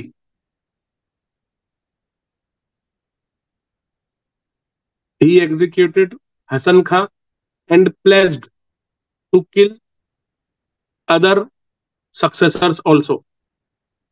इसने हसन खां की हत्या करवा दी और अन्य उत्तराधिकारियों को भी मारने की प्रतिज्ञा ली। अगला लिखो, बीबी Raji with the help of अमीर्स। बीबी राजी ने अमीरों की सहायता से मोहम्मद शर्की को खत्म करने का संकल्प लिया या मारने का संकल्प लिया। Bibi Raji with the help of amirs resolve to eliminate Mohammad Shah. ठीक है, बाद में मार ही दिया था इसको, उनके चाहे कमांडर्स के नाम लिखने हो तो लिख लो। Sultan Mohammad died in a battle against Hussain Khan. मैंने बताया था छोटा वाला भाई हुसैन खां। सुल्तान मोहम्मद युद्ध भूमि में मारा गया। मैं लिख देता हूँ, ठीक है, कंफ्यूजन ना हो। मोहम्मद शाह और युद्ध किसके बीच में हो रहा है? हुसैन शाह। भाई भाई ही है ये, है ना। हुसैन शाह के साथ कौन कौन है? बीबी राजी, मतलब युद्ध भूमि में नहीं, बैक डोर बता रहा हूँ, मतलब आपको बैकग्राउंड, और अमीर के सपोर्ट से। ठीक है, इसका एक कमांडर है बहुत काबिल, मुबारक गंग। युद्ध भूमि में मुबारक गंग ने ही आखिरी शॉट तीर मारा था और मोहम्मद शाह को मार दिया था। ठीक है, sultan Mohammad died in battle against Hussain Khan. सुल्तान मोहम्मद हुसैन खां के विरुद्ध युद्ध भूमि में मारा गया। मारा किसने? हुसैन शाह के सेनापति मुबारक गंग ने। बस ये नाम याद रखना। लिखो अगला point, Hussain Khan declared himself sultan and issued coins in his name. लिखो, फिर से लिखो, Hussain Khan declared himself king या sultan and issued coins in his honour naming himself Hussain Shah. मतलब उसने सिक्के चलवाए अपने नाम पे और नाम क्या रखा? हुसैन शाह रख लिया। हुसैन खान ने खुद को सुल्तान घोषित किया और अपने सम्मान में सिक्के जारी किए एवं अपना नाम हुसैन शाह रखा। लिखो लास्ट रूलर हुसैन शाह शर्की। जैसे इब्राहिम शर्की था ना, वैसे ही इसने भी बहुत योगदान दिया है। कल्चरल डेवलपमेंट्स काफी हुई हैं इसके टाइम में, सांस्कृतिक गतिविधियां काफी हुई हैं। सबसे लंबा रेन रहा है इसका शासन, हुसैन शाह शर्की। लास्ट पॉइंट लिख लिया? बोलो दोबारा, किसी न किसी का रह तो गया होगा पक्का। फिर से बोल दे रहा हूँ, लिख लो। हुसैन खान ने खुद को राजा घोषित किया और अपने सम्मान में सिक्के जारी किए एवं अपना नाम हुसैन शाह रखा। Hussain Shah, Hussain Khan declared himself sultan and issued coins in his honor naming himself Hussain Shah. ठीक है, ये सबसे ज्यादा, जितने भी अभी तक हुए शासक, सबसे ज्यादा लंबा टाइम पीरियड इसी का रहा है।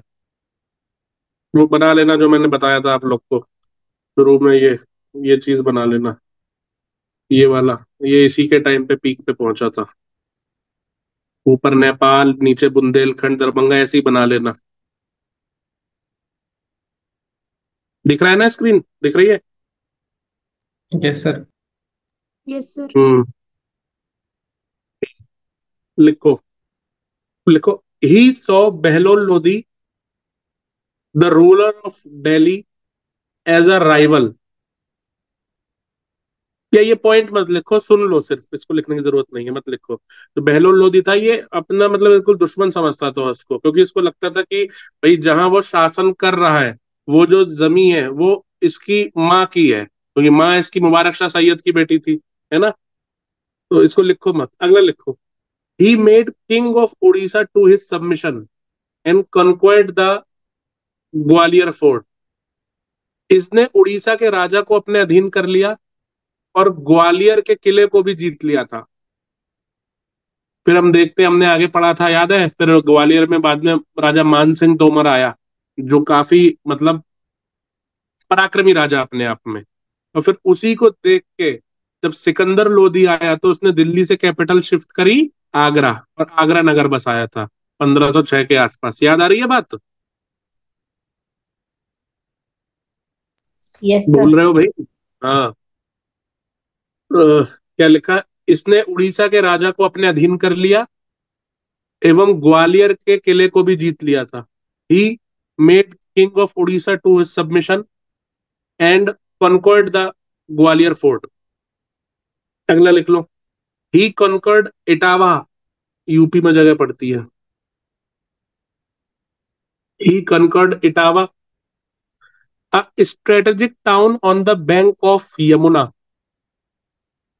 इसने यमुना के तट पर बसे रणनीतिक शहर इटावा पर कब्जा कर लिया। He conquered Etawah, a strategic town on the bank of river Yamuna. ये बिल्कुल इटावा समझो गले की हड्डी बना हुआ था, इधर शर्कीज हैं इधर लोधीज हैं। और इटावा आप जानते ही हो, इटावा इसके बाद आगरा पड़ता है, यमुना नदी के ही तट पे बसा हुआ है ये। यहाँ से कौन है यहाँ का आज के टाइम में राजनीतिक लीडर जो इटावा से बिलोंग करता है? कौन बताएगा? कौन सा राजनेता इटावा से बिलोंग करता है आज के टाइम में? पता है नहीं पता है आप लोग को? तो इसको श्वेता को तो पता होगा भाई, तुम लोग झांसी की हो। तो नहीं पता। कैसे हो यार तुम लोग, आईएएस की तैयारी कर रहे हो ये भी नहीं पता, क्योंकि न्यूज़पेपर नहीं पढ़ते? सैफई का नाम नहीं सुना तुम लोगों ने?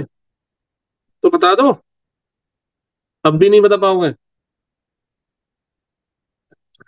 अखिलेश यादव यार, मुलायम सिंह यादव, यहीं के तो है। अरे हाँ सर, आदि पार्टी। थोड़ा ये सब भी चीज ध्यान रखो यार, सिर्फ किताबें पढ़ के रट के कुछ नहीं होगा, आसपास क्या चल रहा है उसको भी तो याद रखो। हाँ, क्या लिखा? ही conquered Etawah, a strategic town on the bank of river Yamuna that was a which was a bone of contention between Sharkis and Lodhis। which was a bone of contention, गले की हड्डी बोलते हैं ना, bone of contention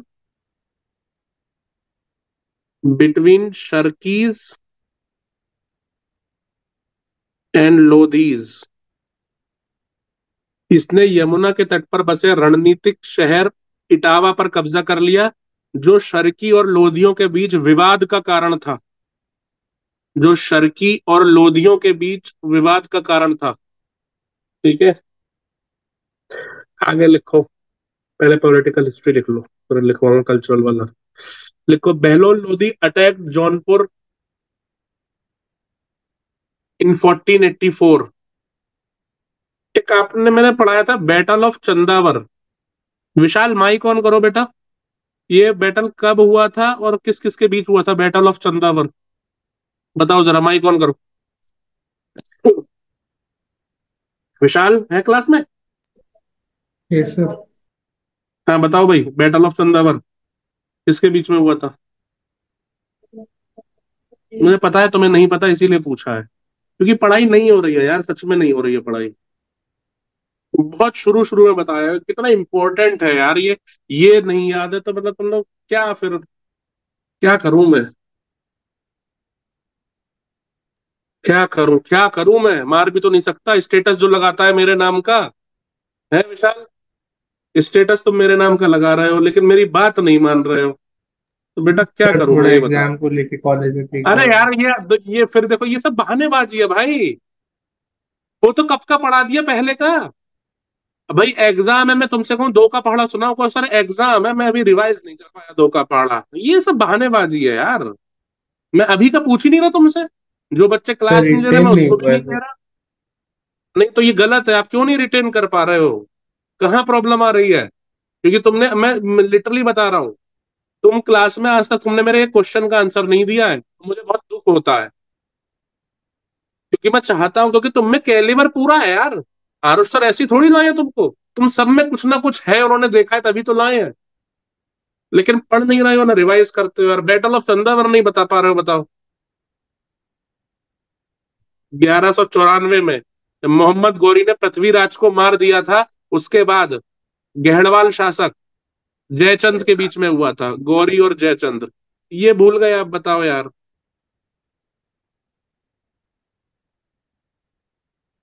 कैसे करूं मैं, बताओ। छोड़ो, लिखो। Bahlol Lodhi attack Jaunpur in 1484। अच्छा, ये जो अटैक किया था ना, ये जो युद्ध हुआ था, कहीं कहीं, मैं पूरा वो नहीं कह रहा, इसको आप लिखें। इस बैटल को बोलते हैं सेकेंड बैटल ऑफ चंदावर। ठीक है, एक गोला बना लेना। हो सकता है कई लोग नहीं मानते हैं ऐसा, लेकिन मैंने एक दो जगह पढ़ा भी है कि इसको सेकंड बैटल ऑफ चंदावर बोलते हैं। बाकी इससे क्वेश्चन नहीं पूछेगा, लेकिन हाँ, अगर कोई पूछे कि चंदावर में दूसरा भी युद्ध हुआ है, तो यही, ये भी वही है, वही यमुना नदी के तट के पास वाली जगह है ये चंदावर, है ना। तुम सिर्फ इतना लिखो, बहलोल लोदी ने जौन 1484 ईस्वी में जौनपुर पर आक्रमण किया, एवं हुसैन शाह भाग गया और बंगाल में जाके शरण ले ली, हुसैन शाह ने। And Hussain Shah flee had to flee and took asylum in Bengal. और फिर 1505 में इसकी वहीं पर डेथ हो जाती है। Bahlol Lodi attacked Jaunpur in 1484 and Hussain Shah had to flee and took asylum in Bengal, and later he died there in 1505। फिर इसके बाद शर्की वंश का अंत हो गया। और बाद में हम देखते ही हैं, यहाँ तो इसने कब्जा कर ही लिया, बाद में 1526 में बाबर आता है, तो ये फिर से मुगल साम्राज्य में मिल जाता है। ठीक है, लिख लिया इतना। सर इसे हिंदी में रिपीट कीजिए एक बार। बहलोल लोदी ने 1484 ईस्वी में जौनपुर पर आक्रमण किया, जिसके पश्चात हुसैन शाह भाग गया एवं उसने बंगाल में जाके शरण ली। कालांतर में 1505 ईस्वी में उसकी मृत्यु हो गई वही बंगाल में। अगला लिखो इसी में, Sikandar Lodhi who succeeded Bahlol Lodhi annexed Jaunpur. तो जौनपुर का जो विलय हुआ था वो सिकंदर लोधी के टाइम हुआ था, ये पॉइंट लिख लेना। Sikandar Lodhi who succeeded Bahlol Lodhi annexed Jaunpur. Bahlol Lodhi के उत्तराधिकारी सिकंदर लोधी ने जौनपुर का विलय कर लिया। तबस्सुम है क्लास में? है नहीं है? आवाज आ रही है मेरी? भाई आवाज आ रही है मेरी, किसी और को आ रही है? यस सर, आ रही है। नहीं आ रही है सर, आवाज तो जी सर। बिल्कुल नहीं आ रही आपकी। तो देख के बता दो, है तबस्सुम क्लास में? नहीं है? सर उसका माइक ऑन नहीं हो रहा है, क्लास में तो है वो। कोई बात नहीं, तुम्हारा हो रहा है माइक ऑन। नहीं, क्लास में तो भी नहीं। मुझे ये बताओ, अच्छा क्लास में नहीं है, कोई बात नहीं। चलो श्वेता ये बताओ, सिकंदर लोधी को लिखने का शौक था, वो किस पेन नेम से कविताएं ये लिखता था? सिकंदर लोधी लिखता था ना काफी चीजें, तो एक पेन यस नेम सर, होता लिखता है, था। किस पेन नेम से लिखता था कविताएं? नहीं याद है? कोई नहीं पढ़ रहा है? सब पढ़ रहे हैं गुलमुखी? लेकिन ये चीजें। तो यही चीजें तो पूछेगा यार, मैं फिर कह रहा हूँ लड़ाइयाँ नहीं पूछेगा। एक बच्चा, मैं वही तो कह रहा हूँ, अभी तो यार सिलेबस आधा हुआ है और तुम लोग भूल रहे हो। मैं सच कह रहा हूँ, वो चीज तो तुम भूल ही जाओ, किसी को पूरे नोट्स याद होंगे, तुम्हें तो यही नहीं हो रहा है अभी दिल्ली सल्तनत याद है यार। क्या कर रहे हो तुम लोग भाई? छोड़ो। लिखो, तुम लोग लिखते जाओ, और ये पूरा पोथा हो जाएगा 250 पन्ने का, और फिर उसको बैठ के रोते रहना 1 साल कि याद नहीं हो रहा, याद नहीं हो रहा है। क्या बोलूं मैं। ठीक है, लिख लो। सिकंदर लोदी ने इसको जौनपुर का विलय कर लिया। चलो आगे लिखो। Titles of Hussain Shah Sharki. Titles लिखो इसके।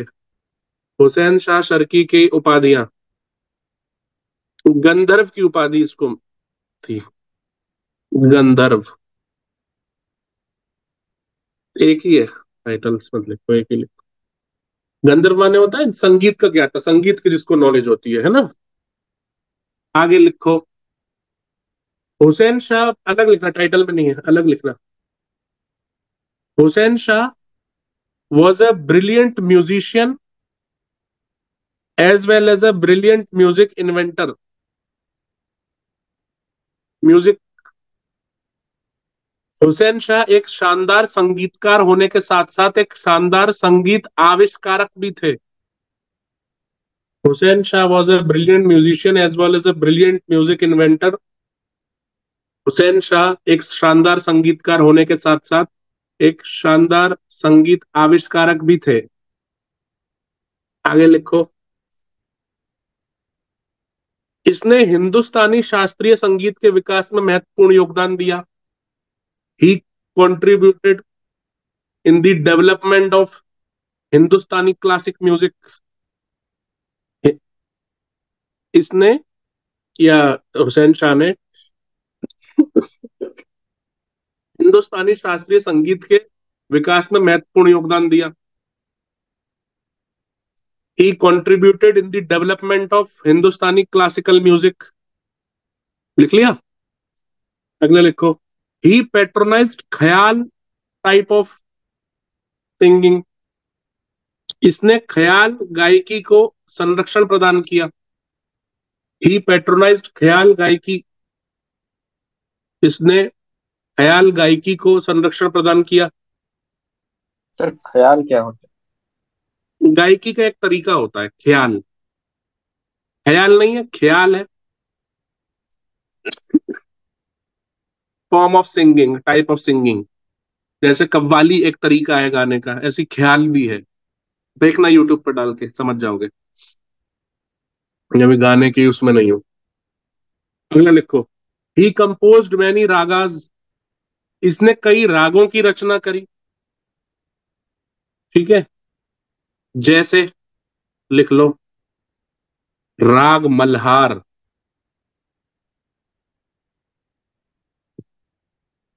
राग मल्हार श्याम। ठीक है, पुराना राग मल्हार श्याम। और लिख लो गौर श्याम, भोपाल श्याम। भोपाल या भोपाल कुछ भी लिख लेना। ठीक है। राग मल्हार श्याम पूरा लिखना।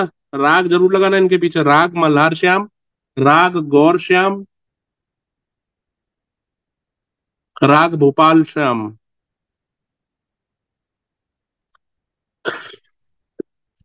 राग लगा लेना यहाँ भाई। है? जी सर। राग मल्हार श्याम, राग गौर श्याम, राग भोपाल श्याम।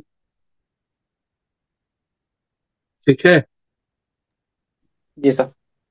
अगला लिखो point. He invented a raga called Jungla. ये अलग से लिखवा रहा हूं, ये क्वेश्चन आ सकता है।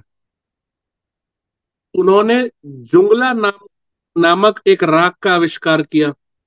इन रागों का तो कंपोजिशन ने डेवलपमेंट दिया, ठीक है, लेकिन एक नया जो राग एक तरीके से बिल्कुल बनाया, इन्वेंशन ही इसने किया है, वो है राग जुंगला। नीचे भी बिंदी लगेगी। ये जा नहीं है, ये ज है, इसलिए मैंने यहाँ जेड लिखा है। राग जुंगला। ही इन्वेंटेड अ राग Jungla which appears to be a hybrid raga, which appears to be a hybrid raga combining indigenous and Perso-Arab scales. He invented a raga called Jungla. इसने जुंगला नामक एक राग का आविष्कार किया जो स्वदेशी और फारसी अरब पैमाने को मिलाकर एक राग प्रतीत होता है। He invented a raga zungla which appears to be a hybrid raga combining indigenous and Perso-Arabian scale। इसने जुंगला नामक एक राग का आविष्कार किया जो स्वदेशी और फारसी अरब पैमाने को मिलाकर एक संकर राग, हाइब्रिड को हिंदी में बोलते हैं संकर, दो चीजों से मिलके जो बना है। ठीक है, लिख लिया। Yes sir. एक पॉइंट स्टार लगा के लिखो। Jaunpur had the reputation of being the Shiraz of India. Jaunpur had the reputation of being the Shiraz of India due to the development of music. ना कि सिर्फ ये एक एजुकेशन का बड़ा सेंटर था, म्यूजिक का भी बहुत बड़ा सेंटर था, इसीलिए इसको शिराज ऑफ इंडिया कहा जाता है ना। संगीत के विकास के कारण जौनपुर को भारत के शिराज होने की प्रतिष्ठा प्राप्त थी। संगीत के सर विकास एक के बार। कारण, बोल रहा हूं, संगीत के विकास के कारण जौनपुर को भारत के शिराज होने की प्रतिष्ठा प्राप्त थी। Jaunpur had the reputation of being the Shiraz of India due to the development of music. तो क्या लिखा था अगली पॉइंट?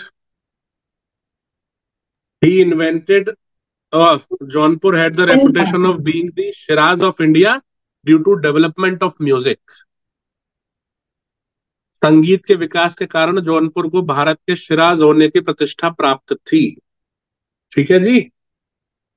अब लिखो art and architecture of Turkey dynasty या जौनपुर, जौनपुर सल्तनत का स्थापत्य कला। ठीक है, लिखो। एक तो इब्राहिम शाह का, वही फिर से लिख लो, अटाला मस्जिद, अटाला मॉस्क। दूसरा लिखो झांझरी मस्जिद, झांझरी मॉस्क।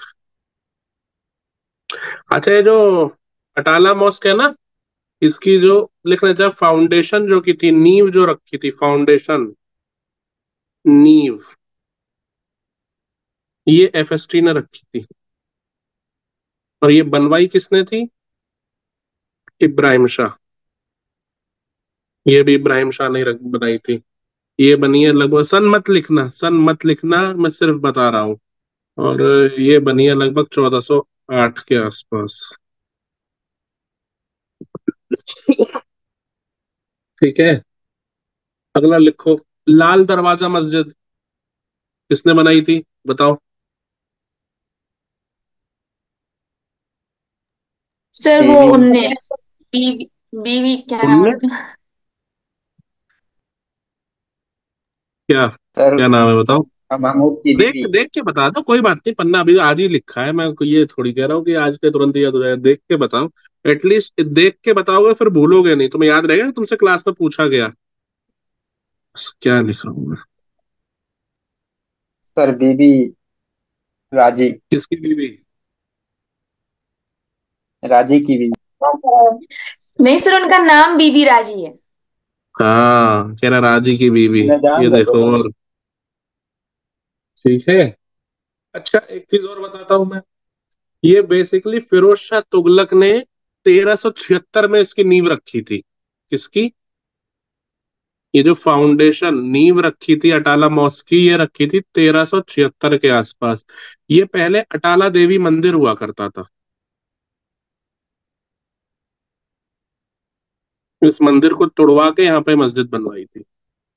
ठीक है, और झांझरी मस्जिद लिख ली, अटाला लिख ली, ये लिख ली।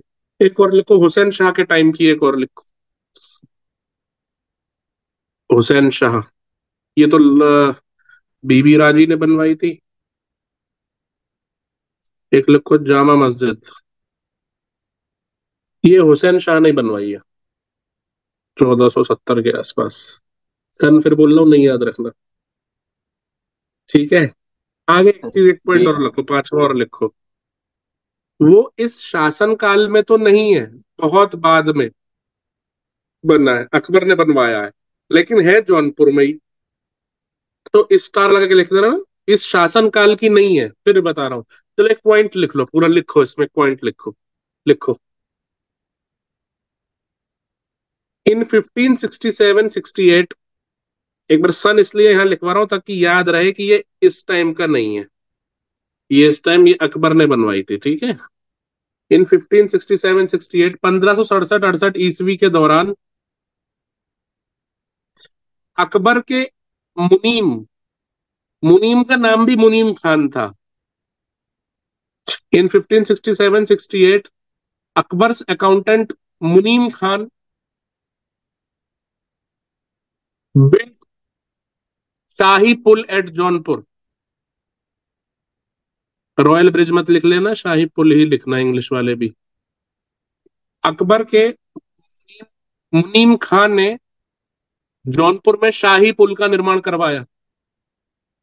कौन सी नदी के ऊपर करवाया है भाई निर्माण, बताओ? यमुना। Yes sir, Yamuna. यमुना नदी। हाँ, यमुना नदी ऊपर लिखवाया, गोमती नदी के तट पे है जौनपुर। कहां से आ गया यमुना नदी? कहाँ लिखवाया सर आपने गोमती? देखो भाई, बताओ इसको, कहाँ लिखवाया लिखवाया है सर, गोमती? लिखवाया। लिखवाया सर, आप शुरू में ही लिखवाया था। क्या बोल रहा है? तो बच्चों को याद नहीं रहता, ऊपर से तेज आवाज में बोलते हैं कहाँ लिखवाया सर आपने। सर इस क्लिप को मैं एडिट कर जौनपुर। सकते हैं यहाँ से? नहीं नहीं, कोई सर दिक्कत नहीं, रखो सर, सर पता मैंने तो चले नहीं ये नहीं फ्यूचर आईएएस बात कैसे करते हैं। रखना इसको, बिल्कुल रखना। सर, सॉरी सर, सर, मेरा वो सर लैपटॉप मैं की ये कह वजह रहा से हूँ तेज क्लिप आवाज को होती है। ऐड हाँ करके सर। एक शॉर्ट वीडियो बना के अलग से रख देंगे। हाँ, देखिए नो कैसे sir, future I IAS am ने सॉरी अपने सर, सर टीचर सर से सर ऊंची सॉरी। आवाज में बात सर कर सर रही है। सॉरी, सॉरी सर, कोई मेरे बात नहीं, कोई लैपटॉप बात की नहीं, वजह कोई से बात वो। नहीं, कोई बात नहीं, अरे ठीक है, ठीक है, ठीक है, हो जाता है, कोई बात नहीं। ये भाई अच्छी मैंने बात लेकिन कही सर लिखवाया आपने। है, बहुत पहले ही लिखवाया, सबसे पहली लाइन लिखवाई है मैंने ये। मैंने ये जौनपुर गोमती नदी के तट पर बसा हुआ है। आप कंफ्यूज कर गई इटावा से। इटावा यमुना नदी के तट पर है, जहाँ पे सेकंड बैटल ऑफ चंदावर हुआ है, ठीक है। सॉरी सर, मैं गलती कर रही हाँ हूँ। ठीक है, छोड़ो छोड़ो, कोई बात नहीं, मैं भी मजाक कर रहा सर था। क्लिप के लिए चलो, वेट कर रहा हूँ अब सर, क्लिप। दो चार पॉइंट्स में एक्स्ट्रा अलग लिखवा रहा हूँ। मैंने शुरू में जो जगह छुड़वाई थी ना, मैंने कहा था जगह छोड़ देना जौनपुर का, जब मैं वो आपको पूरा पढ़ा रहा था। लिखो, मध्यकाल में जौनपुर को, या एंड में एक बॉक्स बना के लिख लो, जहां तुम्हारे पास जगह हो वहां लिख लो यार। During medieval period Jaunpur was known as, एक तो मैंने लिखवा ही दिया,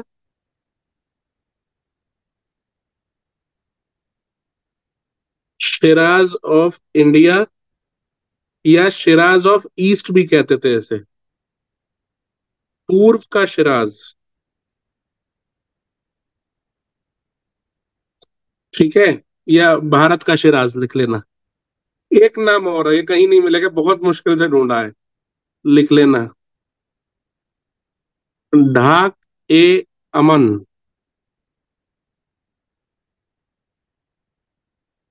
भाई अमन कहाँ होगा ये बताओ, अच्छा। या म्यूजिक या कल्चरल डेवलपमेंट्स कहाँ होंगे, जहां अमन होगा, शांति होगी, तभी तो इन सब चीज के लिए टाइम मिलेगा, वरना तो आदमी युद्ध ही लड़ता रहता है। ठीक है, तो इसका एक नाम और है, ढाक ए अमन, जौनपुर का। जौनपुर को बोलते हैं भैया ये, मिडीवल टाइम में बोलते थे मतलब, ठीक है। जी सर। दूसरा और सुनो, अब लिखो स्टार पॉइंट। कहानी सुनोगे? चलो बताते हो तुमको कहानी। एक ऋषि हुए हैं, जमदग्नि ऋषि, भृगुवंशी, भृगुवंशी ऋषि, एंशियंट टाइम्स की बात है। ऋषि जमदग्नि, लिखना मत, सुनो, जिसको लिखने का मन हो लिखना, ना हो मत लिखना। सुनो, जमदग्नि ऋषि हुए, उनकी तपोस्थली सॉरी, उनकी तपोस्थली मानी जाती है क्या, जौनपुर। जौनपुर में भी एक जगह पड़ता है जमैथा गांव, मंदिर भी बना है वहां पे। हुआ कहता है जो पंजाब वाला एरिया है, करंट पंजाब वाला, जमदग्नि ऋषि वहां पे तपस्या कर रहे थे। वहां पे एक सहस्त्रार्जुन नाम का राक्षस आया। अच्छा, होता क्या था, जैसे हम नॉर्मली सुनते हैं कभी ऋषि मुनि श्राप दे देते थे, तो ये एकदम नहीं होती, क्योंकि देखो ऋषि मुनि का श्राप अपने आप में, जब उसका नाम ही श्राप है ना, लोगों को तो बद्दुआ खा जाती है, श्राप तो अपने आप में बहुत बड़ी चीज हो गई। तो इजीली एज सच किसी को श्राप नहीं देते थे, क्योंकि भाई आप ऋषि है, मुनि है, आप तपस्या कर रहे हैं, तो धीरज धैर्य होना सबसे बड़ी बात है, तो एकदम से किसी को श्राप नहीं देते थे। तो ये सहस्त्रार्जुन जो राक्षस था, ये सब ऋषि मुनियों को परेशान कर रहा था। तो जो जमदग्नि ऋषि थे, वो माइग्रेट कर गए थे, बोला तू मरता रहे करता रहे, मैं जा रहा हूँ। तो जौनपुर आ गए थे, ये जौनपुर में जमैथा गांव, यहाँ इन्होंने तपस्या अपनी आगे कंटिन्यू करी। इधर सहस्त्रार्जुन को पता चला कि अच्छा वो जौनपुर चले गए, कह रहे कोई नहीं, मैं फिर जाऊंगा। और वो गए, और जाके उसने काफी परेशान किया और जमदग्नि ऋषि को मार दिया। और इन जमदग्नि ऋषि के ही पुत्र हुए हैं जिनका आपने नाम सुना होगा, परशुराम जी। सुना है नाम? अब परशुराम भगवान ने फिर प्रतिज्ञा ली कि फरसा था इनके पास, फरसा एक तरह का अस्त्र होता है, वो हाथ में लेके प्रतिज्ञा ली कि मैं जमदग्नि को तो छोड़ूंगा नहीं, और मैं ये इस पूरी पृथ्वी को क्षत्रिय विहीन कर दूंगा। और ऐसा कहा जाता है कि उन्होंने 36, एक बार नहीं 36 बार इस पृथ्वी को, इस भूलोक को 36 बार क्षत्रिय विहीन किया था। तो ये जो कहानी है, ये जो आपको मैंने बताई जमदग्नि ऋषि की, तो जमदग्नि ऋषि का जो रिलेशन है, वो जो कि परशुराम भगवान के पिता हैं, उनका जौनपुर से रिलेशन है, उनकी तपोस्थली है जौनपुर। ठीक है, तो एक पॉइंट लिख लो, जौनपुर वॉज दी, तपोस्थली को क्या बोलेंगे, पीनेस ग्राउंड। हम्म, जौनपुर जमदग्नि ऋषि की तपोभूमि थी, पेनिटेंशियल बोलते हैं, पीनेस होता है ना तपस्या करना।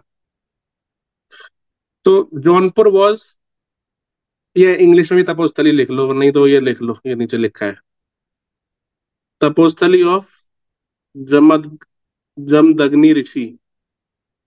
ठीक है, इसीलिए अब आगे लिखो, ancient name of Jaunpur is Jamadagnipuram. Ancient name of Jaunpur, माँ में हलंत लगेगा हिंदी वालों, जमदग्निपुरम। और देवनगरी भी मिला है इसका नाम, देवनगरी भी बोलते हैं, यवनपुर भी बोलते हैं। यवन माने मैंने बताया था, बताओ कौन बताएगा, यवन माने क्या होता है? बोलो यमन भाई। के, यमन सर नहीं, यमन यवन। ट्रैवलर।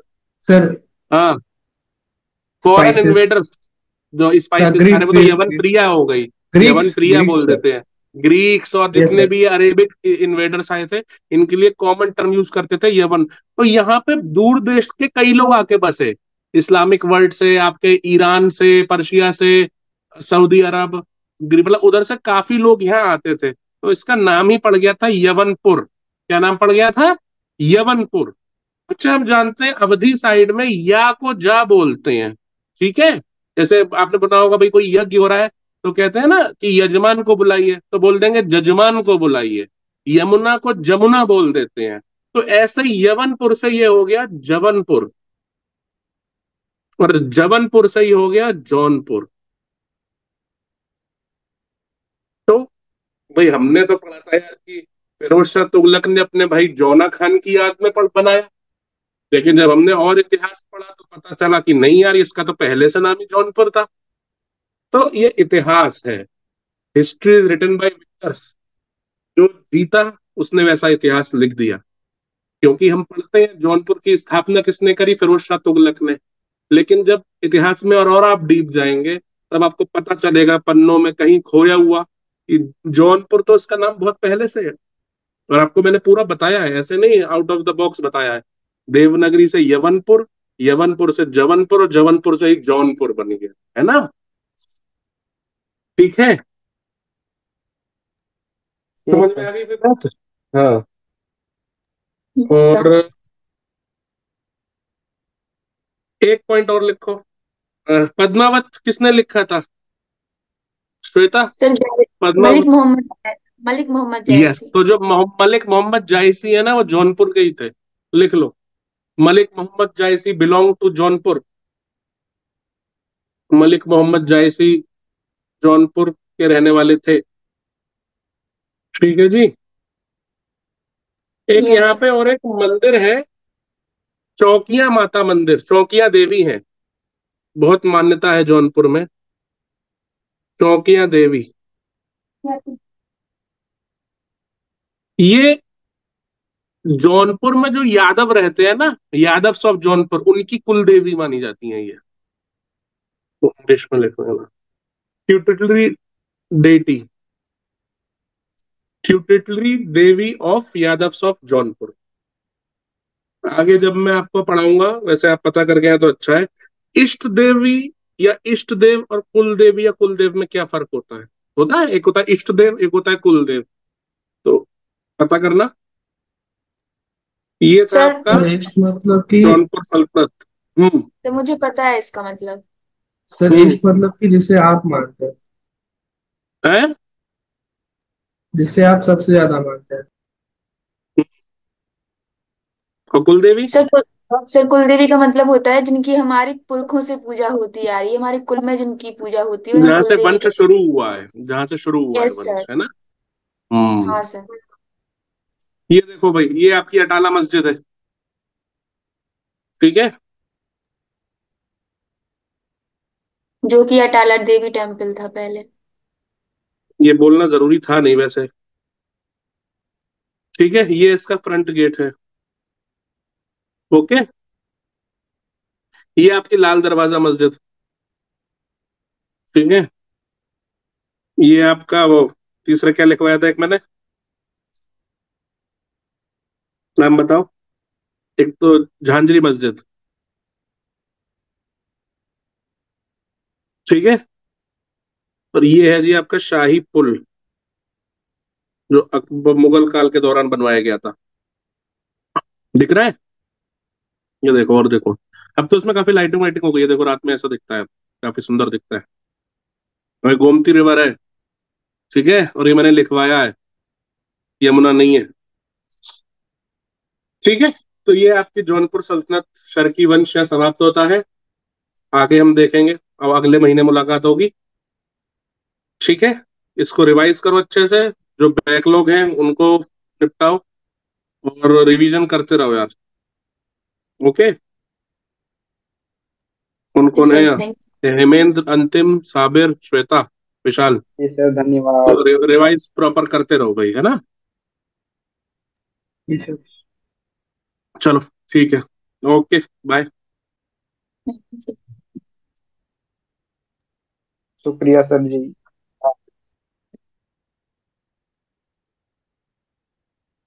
चलिए गए सर। आरुष सर हैं। नहीं सुन रहे।